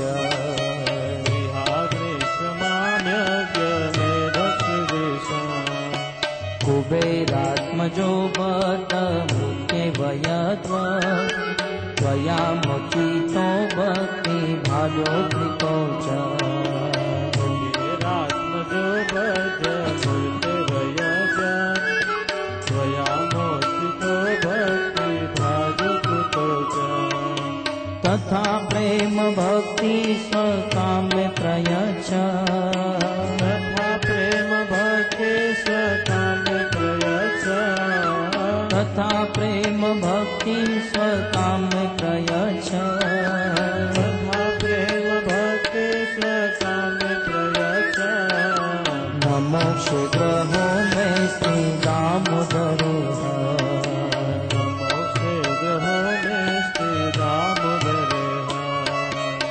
मोक्षग्रहो मे स्ते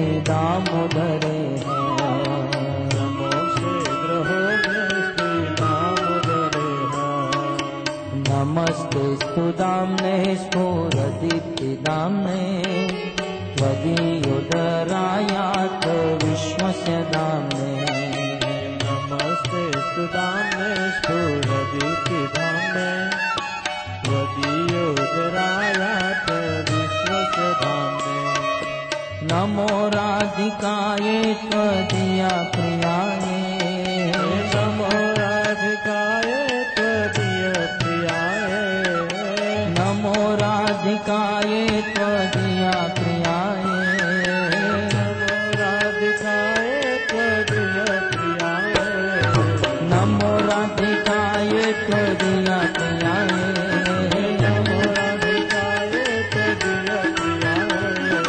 नमो राधिकायै त्वदीया प्रियायै नमो राधिकायै त्वदीया प्रियायै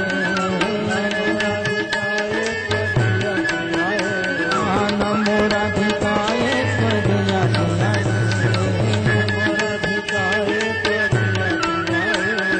नमो नंतलीलाय देवाय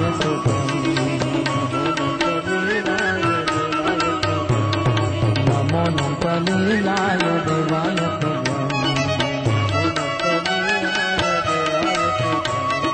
राधा दामोदर राधा दामोदर राधा दामोदर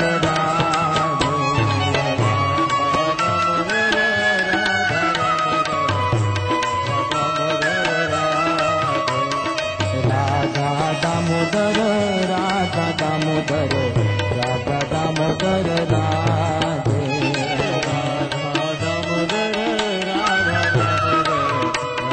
दामोदर राधे जय जय प्रभुपाद प्रभुपाद प्रभुपाद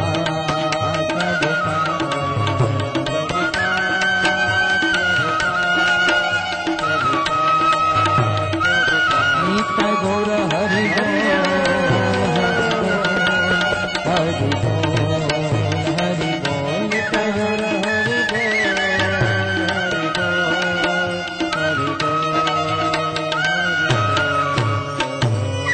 श्री राधा दामोदर भगवान की श्री दामोदर अष्टकम की श्रील प्रभुपाद।